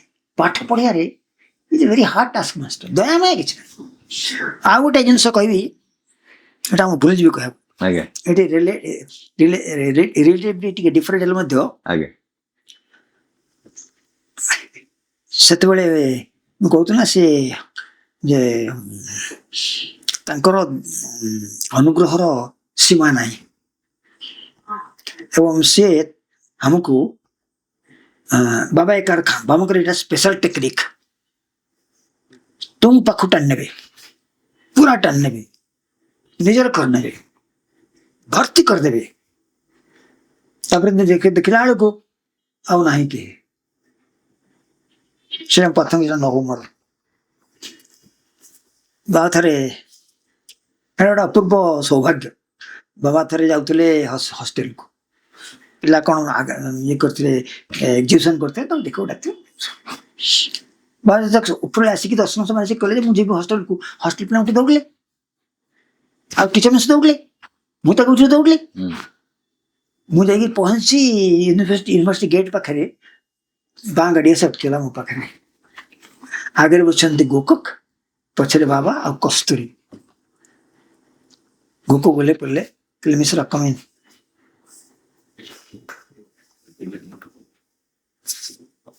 ତାଙ୍କ ଗାଡ଼ିରେ ଫ୍ରଣ୍ଟ ସିଟ୍ ତାଙ୍କ ଗାଡ଼ିରେ how he is so great because he can be so small. Yes. He can be so small that you will feel smaller. He will feel smaller than you. He will show that he is smaller than you in his kindness. ये कथा बोलते नहीं जे even his love can kill you. Sometimes his love can kill you. His kindness can kill you. Kill your anger, kill your hate, kill your ego. He can kill you completely. He can destroy you. And out of the destruction comes the phoenix. Noah bird will rise to Noah. He can do that. He does that. He has done it. He has done it to me in different levels. नहीं गले सेठी पहुंचले, hostel पहुंचले, तापर देखो what is kindness. से जीवा मुझे बसले आगे गुको बसती, ड्राइवर बसची, मु बसती, कन्वेंस रही गला। आ चाहूं छती छी वेयर विल कीप स्टिक्स। कल father, the father in him is worrying where I will keep my sticks. Wow. You call him universal God who created the cosmos. The God who has created the cosmos. He says, confusion where will he keep his sticks? तापर मु रखिदेली driver और मो भीतर, मु driver पाखे बसली, गोको केपटे बसली, managed it. हाँ, so he managed small things. Small ନାହିଁ ମଉସା, ଏଟା great of great thing. Wonderful, great. The God is great, so great. You can't measure him, measure his kindness. Huh? कौन कौन होता? There's no other way than to submit to him. ସ୍ୱାମୀ ଯେତେବେଳେ ଦେହ ଛାଡ଼ିଲେ ଆପଣଙ୍କୁ ମୁଁ ସେଟାକୁ ତ ପୁରା ଇଏ କରିବାକୁ ହଁ। ବଟ୍ କହିବା କଥା ଗୋଟେ ନୁହେଁ, ଫିଲିଂ କିନ୍ତୁ ଅଫ୍ ଅର୍ଫାନ୍ ଇଏ ଆପଣଙ୍କୁ ବି ସେମିତି କିଛି ଇଏ ହେଲା କି? କଣ ସ୍ୱାମୀ ଦେହ ଛାଡ଼ିଲା ପରେ I have accepted it. Even now I am not accepting it. I am not fond of the ମୁଁ ଯାଏନି ସମାଧି ପାଖକୁ ଯାଇକି ମୁଣ୍ଡିଆ ମାରେନି। ଥରେ କି ଯାଇଥିଲି ବାର୍ଥଡେକୁ। How can you put him in a samadhi? He is all pervading. He is everywhere. You can't put him in a samadhi and ritual, bring ritual to him. You can't do that. I am not fond of him. I am fond of that. So मुंडिया मेरे मुझे chair को मुंडिया मारे. He's still sitting there. And even now I feel he's there with me. He monitors everything, every thought. हठात गोटे प्रश्न मन में आसीबो किसी ऊपर तार उत्तर भी आसीबो कि पुटुछु तो कि उत्तर से पुटुछु सब से पुटुछु he monitors on all levels, intellectual level कहना, emotional level, सब लेवल से मॉनिटर करछ, देन स्पिरिचुअल लेवल। तो स्पिरिचुअलिटी पूरा मते अर्थ बदल देले। घर छाड़िया स्पिरिचुअलिटी नुहे, काम बंद करिया स्पिरिचुअलिटी नुहे। तो जति कि जहाँ तते मु टैलेंट देछि से सबुडा का टैलेंट व्यवहार करी यू डेडिकेटेड टू मी, सेट हो स्पिरिचुअलिटी, सेट हो स्पिरिचुअलिटी। बेले बेले तो रागी जाता पर ताको पर रागी जाए। हाँ सेमती नहीं तमे उदा सुन न, I will not come to darshan tomorrow. I didn't go to darshan, I went out. सब अरे दर्शन हमारे यही दूर रे बसली। You know what happened to me? he is अवर्णनीय, he is अवर्णनीय। पढ़ना करियो सेते बेले एते घरदार ही नथिला। ए जोटी वर्तमान लिंक रोड नहीं याची हॉस्पिटल को सेटा कालो सिंगल रोड गोटे थिला, विल्डरनेस थिला साइड पटे। देने बसची सदा समय रागी करबांग परे म दिसला शांत समय, गाड़ी फाड़ी फाड़ी जाउनी, पवन धीरे धीरे बहुची, गछलते पछट होउछथि, आकाश रे गोटे मेघ जाउची।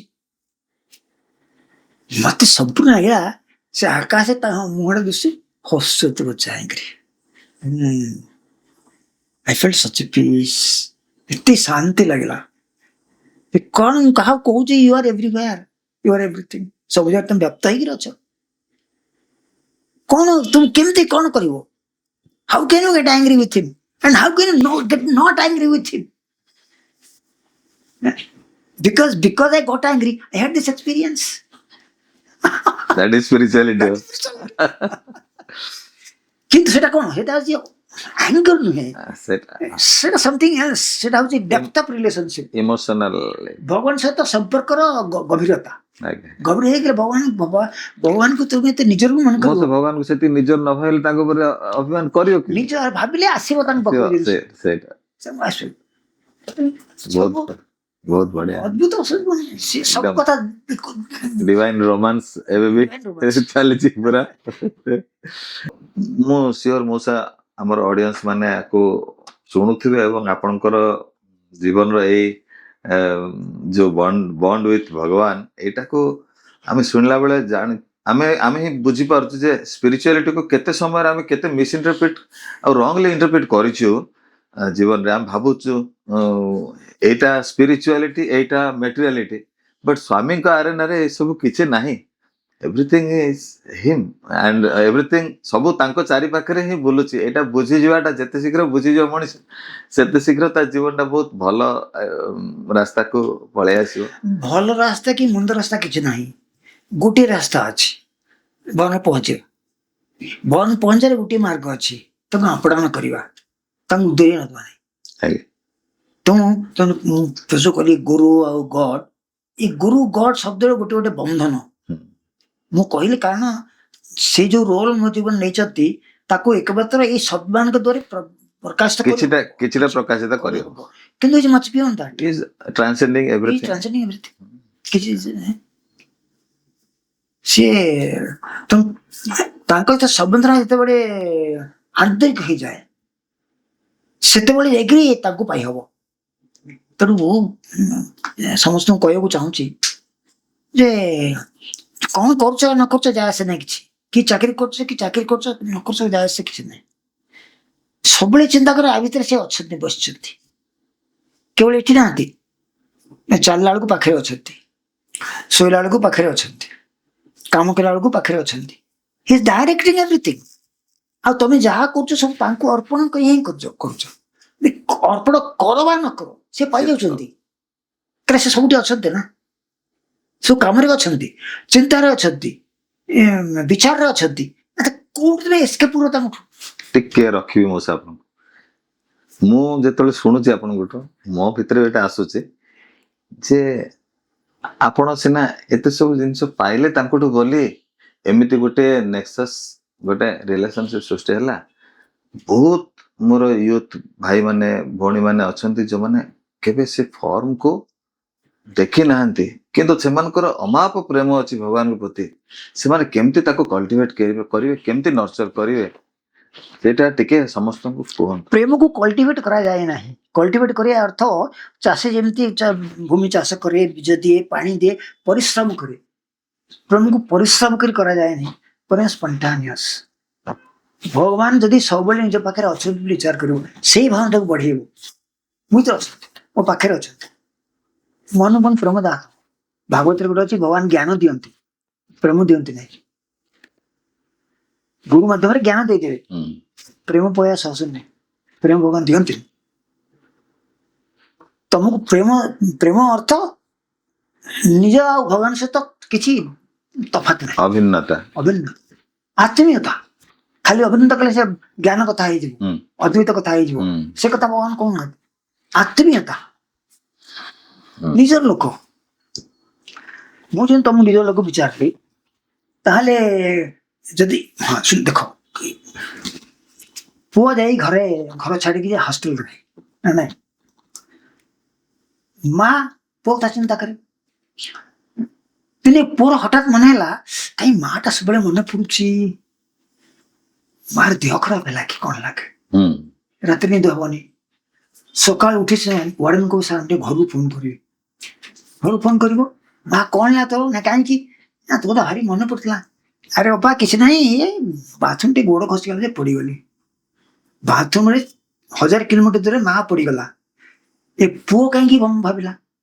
ପୁଅର ଜ୍ୱର ହେଇଗଲା, ମା କେବେ କଣ ହେଲେ ପୁଅଟା କାହିଁ ମନେ ପଡୁଛି, ତାକୁ ଗୋଟେ ଚିଠି ଲେଖ, ଫୋନଟା କର, କଣ ହେଲା? ଏଇଠି ହଉଛି ଆତ୍ମୀୟ ସମ୍ବନ୍ଧ। ଭଗବାନ ଅଛନ୍ତି, ମୋର ସବୁ କର୍ମ ଭଗବାନଙ୍କୁ ମୁଁ ଅର୍ପଣ କରୁଛି, ତାହେଲେ ମୁଁ ସ୍ୱାଭାବିକ ଭାବରେ ଅନୁଭବ କରିପାରିବି, ଚେଷ୍ଟା କଲେ ହେଇପାରିବି, କରିପାରିବି ଏ କାମଟା ମୋର ଉଚିତ ହବ କି ନା ଉଚିତ ହବନି, ଏ ଭାବନାଟା ଉଚିତ ହବ କି ଉଚିତ ହବନି, ଏ ବିଚାର କରିବା ପାଇଁ ଏତେ କଷ୍ଟ କରିବା ଦରକାର ନାହିଁ। ଯଦି ସେଇ ରିଲେସନସିପଟା ପ୍ରତିଷ୍ଠା ହେଇଗଲା, ମୁଁ କହୁଛି ସେ ବହୁତ ଭକ୍ତି ତାଙ୍କର ଅଛି। ଭକ୍ତି ହଉଛି ଆତ୍ମୀୟତା, ଭକ୍ତି ହଉଛି ମୁଁ ନୁହେଁ ସିଏ, ଭକ୍ତି ହଉଛି ସିଏ।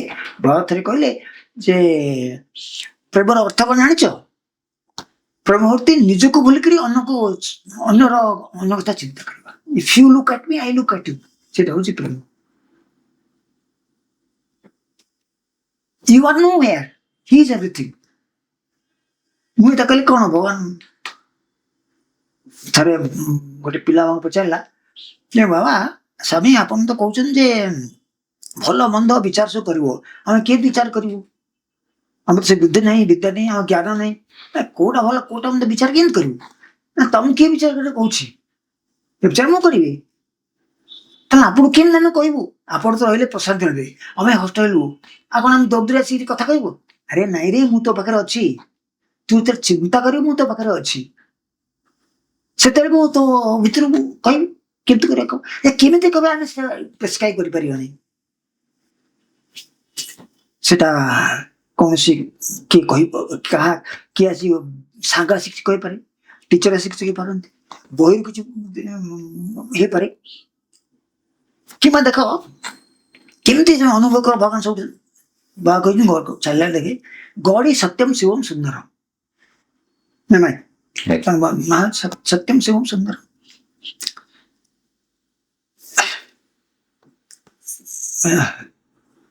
ସେ ଯୋଉ ପିଲାଟା ଆଉ ଗୋଟେ ପିଲା ମୁଁ କହୁଛି, ଆଉ ଗୋଟେ ପିଲା 8th କ୍ଲାସ ପିଲା ଦିନେ ଭଜନ ପରେ ଆସିଲା, ମୁଁ ଠିଆ ହେଇଛି ମନ୍ଦିର କାମ୍ପସରେ, ସାର୍ ଆଇ ଏମ୍ ସରି।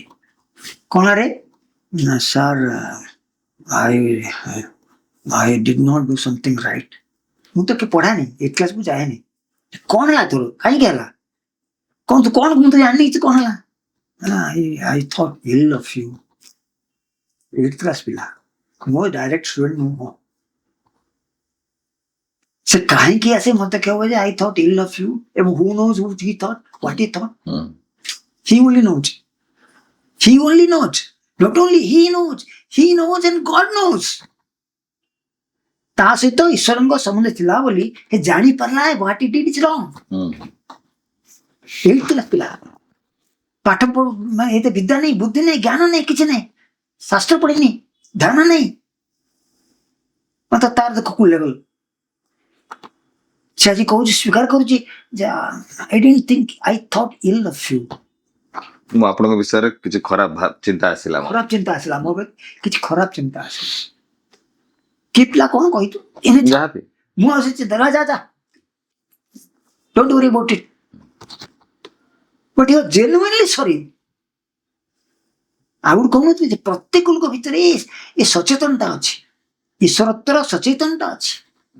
ସେ ସଚେତନତାକୁ ଶିକ୍ଷାର ଲକ୍ଷ୍ୟ ହେଲା ସେ ସଚେତନତାକୁ ଖାଦ୍ୟ ଯୋଗାଣ କରିଦେବା। ଆମର ସିଷ୍ଟମ ତାହା କରିବା ଉଚିତ, ଆମର ଶିକ୍ଷକ ମାନେ ସେହା କରିବା ଉଚିତ, ଅର୍ଗାନାଇଜ ସେହା କରିବା ଉଚିତ। କହିଲି 3ଟା ଟ୍ରାଙ୍ଗେଲ, ଗୋଟେ ହଉଛି ଅର୍ଗାନାଇଜର୍ସ, ଆଉ ଗୋଟେ ଅଛି ଟିଚର୍ସ, ଆଉ ଗୋଟେ ଷ୍ଟୁଡେଣ୍ଟ। ଏଇଟା ହଉଛି ଟ୍ରାଙ୍ଗେଲ ଅଫ ଶିକ୍ଷା। ଆମ ଅନ୍ତତଃ ଆମ ସତୀଶ ସ୍କୁଲ ମାନଙ୍କରେ ଯଦି ସେତିକି କରାଯାଇ ପାରନ୍ତା, ତାଙ୍କ ଭିତରେ ଯୋଉ ପ୍ରବଣତା ଅଛି, ସ୍ୱାଭାବିକତା ଅଛି, ସ୍ୱତଃ ସେମାନେ ଭଲ ହେଇପାରିବେ, ସେ ପ୍ରକାର ପରିବେଶ ସୃଷ୍ଟି କରିବା। ଭଗବାନ କରନ୍ତୁ ଆପଣଙ୍କର ସୁନ୍ଦର ଆଡଭାଇସ୍। ଭଗବାନ କରୁଛନ୍ତି, ଆମକୁ କରିବାକୁ ପଡିବ, ଆମକୁ ଜାଗ୍ରତ ହବାକୁ ପଡିବ। ଭଗବାନ କହୁଛନ୍ତି କଣ ଜାଗ୍ରତ ହୁଅନି ବୋଲି। ମୁଁ ଯୋଉ କହୁନଥିଲି ଯେ ମତେ ଖରାପ ଚିନ୍ତା ଆସିଲେ, ଖରାପ ଭାବିଲେ ମୁଁ ତାଙ୍କୁ ମୁହଁ ଚାହିଁପାରେନି, ଲଜ୍ଜା ଲାଗେ। ଥରେ ମୁଁ ବସ୍ତୁ ମୋ ପ୍ରତି ବସିଛି, ବାବୁ ଚାଲିଗଲେ, ଗୋଟେ ପିଲା ସାର୍ ମୁଁ ଆପଣଙ୍କୁ ଚାହିଁଥିଲେ,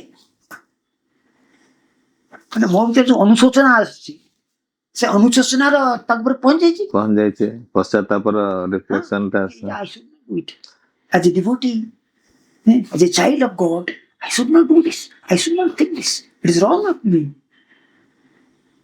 ସବୁରୁ ବହୁତ ଇନସାଇଟଫୁଲ ଥିଲା ମଉସା। ଆପଣଙ୍କ ଜୀବନର ସବୁଠୁ କ୍ଲୋଜେଷ୍ଟ ମୋମେଣ୍ଟ, ସବୁଠୁ ବଡ ଅନ୍ତରଙ୍ଗ ଅନୁଭୂତି ଯୋଉଟା ଆପଣଙ୍କ ଜୀବନ ଉପରେ ଗୋଟେ ବହୁତ ବଡ ଛାପ ଛାଡି ଯାଇଛି, କିଛି ସେମିତି? ସବୁଠାରୁ ଅନ୍ତରଙ୍ଗ ଅନୁଭୂତି, ସବୁଠାରୁ ବୋଲି କେମିତି କହିହବ, କାହିଁକିନା ପ୍ରତି ମୁହୂର୍ତ୍ତେ ତ ସନ୍ତାନ ଭିତରେ ବସିଛନ୍ତି, ଆଉ ଯେତେବେଳେ ମୁଁ ସଚେତନ ହଉଛି ମତେ ଗାଇଡ କରୁଛନ୍ତି, ଆଉ ମଝିରେ ମଝିରେ ମନ ଭିତରେ ଆସେ ଆନନ୍ଦର ଜୁଆର ଉଠିଯାଏ। ସେଇଟା ବଡ ଆନନ୍ଦ ଲାଗେ, ବହୁତ ଖୁସି ଲାଗେ। ଆଉ ସେଇଟା ମୋର ବିଶ୍ୱାସ ହୁଏ ଯେ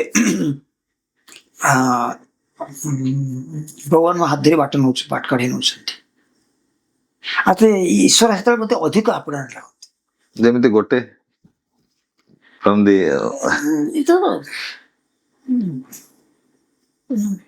ଅନେକ ଘଟଣା ସେମିତି ଅଛି, ମାନେ ଅନେକ ଘଟଣା, ମାନେ ସେ ଘଟଣା ବୋଲି କହିହବନି, ଅନେକ ମୋମେଣ୍ଟ। ସେ ମୋମେଣ୍ଟ କେତେବେଳେ ଆସେ, କାହିଁକି ଆସେ, କିପରି ଆସେ, ତାର ରୂପରେଖ କଣ, ଏସବୁ ବର୍ଣ୍ଣନା କରିବାକୁ କଷ୍ଟ। ଆଉ ଯେ ଗୋଟିଏ ନୁହଁ, ଗ୍ରେଟେଷ୍ଟ ବେଷ୍ଟ ଏମିତି କିଛି କହିହବନି। କାରଣ ପ୍ରତ୍ୟେକ ମୁହୂର୍ତ୍ତରେ ତାଙ୍କ ସହିତ ଯେତେବେଳେ ସମ୍ପର୍କ ହେଇଯାଏ, କନେକ୍ସନ ହେଇଯାଏ, ସେତେବେଳେ ସେମିତି ଅଦ୍ଭୁତ ଅନୁଭୂତି ହୁଏ। ଅଦ୍ଭୁତ ଅନୁଭୂତି ତତେ ଗୋଟେ କହିଲା ତୁ ସେ ଯୋଉ ରାଗିକି ଯାଇଥିଲି ବାହାରକୁ, ହଁ ଯୋଉ ସେଟା ମତେ ଲାଗିଲା ଗଛରେ ଅଛନ୍ତି, ପଥରରେ ଅଛନ୍ତି, ଆକାଶରେ ଅଛନ୍ତି, ପାହାଡରେ ଅଛନ୍ତି, ସବୁଆଡେ ସେ ବିରାଟ ବନ୍ତି ସେଟା ତ ଅନ୍ତରଙ୍ଗ ଆଜ୍ଞା ଏଟା ବଡ ଅନ୍ତରଙ୍ଗ। ତା ପୂର୍ବରୁ ମୋର ଗୋଟେ ଆଉ ଅନ୍ତରଙ୍ଗ ହେଇଥିଲା, ଆଜ୍ଞା ଏଟା ମନେ ପକେଇଲେ ମୁଁ ପଛକୁ ଯାଉଛି। ପଛକୁ ଯିବାର କାରଣ ହଉଛି ମୁଁ ଦେଖିବାକୁ ଚାହୁଁଛି ଯେ ତୁମେ ଜାଣ ବା ନ ଜାଣ, ଭଗବାନ ତମକୁ ଅଜ୍ଞତାରୁ ଜ୍ଞାତ ଅବସ୍ଥାକୁ ଆଣିଛନ୍ତି ଏବଂ ସବୁବେଳେ ତମ ପାଖରେ ଅଛନ୍ତି। ଛୋଟ ପିଲା ବେଳେ ମୁଁ ସେତେବେଳେ ସ୍କୁଲରେ ପଢୁଥିଲି, ବହୁତ ଜାଣିନଥିଲି ତ ଭିତରେ କିନ୍ତୁ ସେ ଆଧ୍ୟାତ୍ମିକ ଭାବଟା ଥିଲା।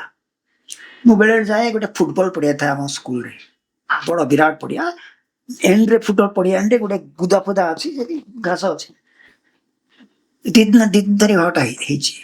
ଯାଇକି ସେଠି ମୁଁ ଶୋଇପଡେ।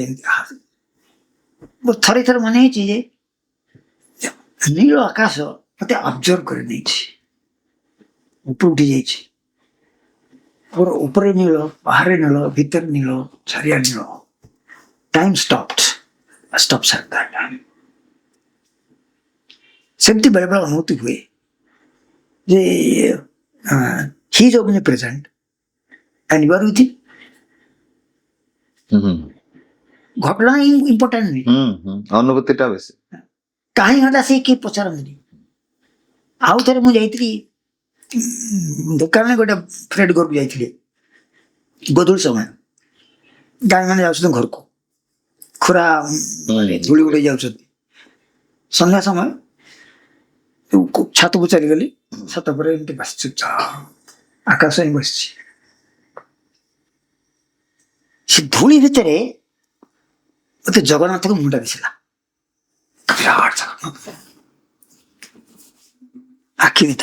ଆଖିଟା ଯେମିତି ଆନନ୍ଦ ଝରୁଛି। ମାନେ ତାଙ୍କ ପାଇଁ ସମୟ କିଛି ନାହିଁ। ଅତୀତରେ ସେ ଥିଲେ, ବର୍ତ୍ତମାନ ସେ ଅଛନ୍ତି, ଭବିଷ୍ୟତ ସେ ରହିଥିବେ। ଆମ ପାଇଁ ଅତୀତ, ବର୍ତ୍ତମାନ, ଭବିଷ୍ୟତ, ତାଙ୍କୁ ସବୁ ସମାନ ଏକ, ସମସ୍ତ ସମୟ ଏକ, ଅନନ୍ତ କାଳ। ସେ ଅନନ୍ତ କାଳ ଭିତରେ କୋଉଟା ଆଗ କୋଉଟା ପଛ ତମେ କଣ କହିବ? ଗୋଟେ ସର୍କଲ ଭିତରେ କୋଉଟା ଆରମ୍ଭ କୋଉଟା ଶେଷ କେମିତି କହିବ? ତ ସେ ଗୋଟେ ଅଦ୍ଭୁତ ଅନୁଭୂତି। ସେମିତି ଏଇଠି ମତେ ବେଳେ ବେଳେ ଥିଲାବେଳେ ବାବା ନଥିବେ, ବାଙ୍ଗାଲୋର ଯାଇଥିବେ, ସେତେବେଳେ ତମେ ଦେଖିବ ଜାଣିନି, ଘାସ ଥିଲା, ବାଲି ଥିଲା, ଦେବଦାରୁ ଗଛ ଚାରିଆଡେ ଥିଲା। ସନ୍ଧ୍ୟା ସମୟରେ ଯେତେବେଳେ ସୂର୍ଯ୍ୟ କିରଣ ଆସି ପଡେ, ସ୍ଲାଣ୍ଟିଂ ସୂର୍ଯ୍ୟ କିରଣ, ସେ ବାଲି ଗୁଡାକ ଗୋଲ୍ଡେନ ଭଳି ଦିଶେ, ଗୋଲ୍ଡେନ ଦିଶେ। ମୁଁ ଯେତେବେଳେ ଦେଖିଲି, ମୁଁ ବାରଣ୍ଡାରେ ବସିଛି, ସେ ଗୋଟେ ସର୍କଲ ଥିଲା ନା ମନ୍ଦିର ଆଗରେ, ୱାଟର ଇଏଟା ଥିଲା, ୱାଟର ନଥିଲା ସେଠି, ଫାଉଣ୍ଟେନ ନଥିଲା। ମନ୍ଦିର ଆଗରେ କୋଉ ଫାଉଣ୍ଟେନ ଆସିବ? ସେଠି କେବଳ ସେ ଯୋଗଦଣ୍ଡ ଥିଲା, ଚାରିପଟେ ଇଏ ଥିଲା, ଫୁଲ ଗଛ ଥିଲା। ସେଥିରେ ବାବା ନାହାନ୍ତି, ଲୋକ ବି ସେଇ ନାହାନ୍ତି। ସେଠି ଗୋଟେ ଚଟିଆ ବସିକି ସେଠି ବାଲି ଭିତରେ ଝାଡି ଛାଡି ହଉଛି, ଗାଧଉଛି, ଝାଡି ଛାଡି ହଉଛି। ମୁଁ ତ ଚାହିଁଲି ଯାଇଲି, I lost myself। ଇଏ କଣ କରୁଛି? ବାଲିରେ ଗାଧିକି ମତେ ଆନନ୍ଦ ଲାଗୁଛି। ତା ଭିତରେ ଭଲ ମନ୍ଦର ବିଚାର ନାହିଁ। ଆସନ୍ତାକାଲି, ଆଗାମୀକାଲି, ଆସନ୍ତାକାଲି, ଗତକାଲି ସୁଦ୍ଧା ନାହିଁ। ଆମେ ଯଦି ସେମିତିଆ ଶାନ୍ତ, ସ୍ଥିର, ଇନୋସେଣ୍ଟ ହେଇପାରିବା, ବାଲି ହଉଛି ମନେ ଆସିଲା, ବାଲିଟା ସମୟ ଭିତରେ ଏମିତି ଗାଧେଇ ପାରିବା। ଏଇଟା କେବଳ ମୁଁ ଇଣ୍ଟେଲିଜେଣ୍ଟ କହୁନି, ସେଇ ସମୟରେ ସେ ଆକୁ ଦୃଶ୍ୟ ଦେଖି ମୋ ଭିତରେ ଏମିତି ଭାବନା ଆସିଲା। ସେ ଭାବନାଟା କିଏ ପଠାଲା? ଭଗବାନ ପଠେଇଲେ ନା। ସେ ତାର ସେଇଠୁ ଗୋଟିଏ କବିତା ଜନ୍ମ ହେଲା। ଅଦ୍ଭୁତ କି ମାନେ କେମିତି ପ୍ରକାର ସେ ମଣିଷର ମନକୁ ଆକର୍ଷଣ କରନ୍ତି, ରିକନଷ୍ଟ୍ରକ୍ଟ କରନ୍ତି, ତାର ହିସାବ ନାହିଁ। ବହୁତ ବହୁତ ମଉସା, ଏତେ ସମ୍ଭାର ଆପଣଙ୍କ ପାଖରେ ଅଛି। ଦଗ୍ଧ ଗୋପାଳ ନନ୍ଦନ ହେଇଥିଲେ ଭଗବାନ କଣ ଆପଣଙ୍କଠୁ ତେଣୁ ମଉସା ଅନେକ ଅନେକ କୃତଜ୍ଞତା ଆପଣଙ୍କର ବହୁତ ସମୟ ଆ, ଆପଣଙ୍କ ଭଳିଆ ଗୋଟେ ଥିଙ୍କିଂ ପର୍ସନ ଯିଏକି ସବୁ ଜିନିଷ ଭିତରୁ ଏତେ ସୁନ୍ଦର ପଏମ ଆପଣ ବାହାର କରିପାରନ୍ତି ଆପଣଙ୍କ ସାଙ୍ଗରେ ଏତେ ସମୟ କାଟିବା ମୋ ଲାଗି ଆମର ଟିମ୍ ଲାଗି ଆଉ ବିଶେଷ କରି ଆମର ବିଶ୍ୱାସ ଯେ ଆମର ଅଡିଏନ୍ସ ମାନଙ୍କୁ ବହୁତ ହି ସେଟା ଅନ୍ତରକୁ ଛୁଇଁଥିବ ଏବଂ ମୁଁ ଯାହା କହିଲି ବିଶେଷ କିଛି ଅଲଗା କଥା କହିନି ସମସ୍ତଙ୍କ ଜୀବନରେ ଏହା ଘଟେ ଘଟୁଥିବ ବି ବିଭିନ୍ନ ସମୟରେ ଆମକୁ ଖାଲି ସଚେତନ ହେବାକୁ ପଡିବ ବାସ୍ ସେଇ ଏନଲାଇଟମେଣ୍ଟଟା ଆମ ପାଖରେ ପହଞ୍ଚିଛି ଆଉ ସେଥିପାଇଁ ଭଗବାନଙ୍କୁ ବହୁତ ବହୁତ କୃତଜ୍ଞତା ବି ଆପଣଙ୍କର ସଂସର୍ଗ ଆମକୁ ମିଳିଲା ଦୀର୍ଘ ସମୟ ଧରି ଆପଣଙ୍କ ଜୀବନର ଗୋଟେ ଗୋଟେ ଫୁଲ ଆପଣ ଭଗବାନଙ୍କୁ କେମିତି ଚଢେଇଛନ୍ତି ଆମକୁ ବର୍ଣ୍ଣନା କଲେ ସମସ୍ତଙ୍କ ତରଫରୁ ଭଗବାନଙ୍କ ପାଖରେ କୋଟି କୃତଜ୍ଞତା ଆପଣଙ୍କୁ ଆପଣଙ୍କୁ ଭଗବାନ ଦୀର୍ଘାୟୁ ଏବଂ ଉତ୍ତମ ସ୍ୱାସ୍ଥ୍ୟ ପ୍ରଦାନ କରନ୍ତୁ ଆମ ସମସ୍ତଙ୍କ ଲାଗି ଆପଣ ପ୍ରେରଣାର ଉତ୍ସ ହେଇକି ଜୟ ସାଇରାମ ରୁହନ୍ତୁ ଭଗବାନ ଆମକୁ ସମସ୍ତଙ୍କୁ ସାୱର କରନ୍ତୁ ତ ୱିଥ୍ ଦିସ୍ ଆଜିର ଏପିସୋଡକୁ ଆମେ ଏଠି ରଖିବା ଶାନ୍ତି ପାଠ ସହ ଆଜିର ଏଇ କଥୋପକଥନକୁ ଏଠାରେ ବିରାମ ଦେବା ମଉସା ଓ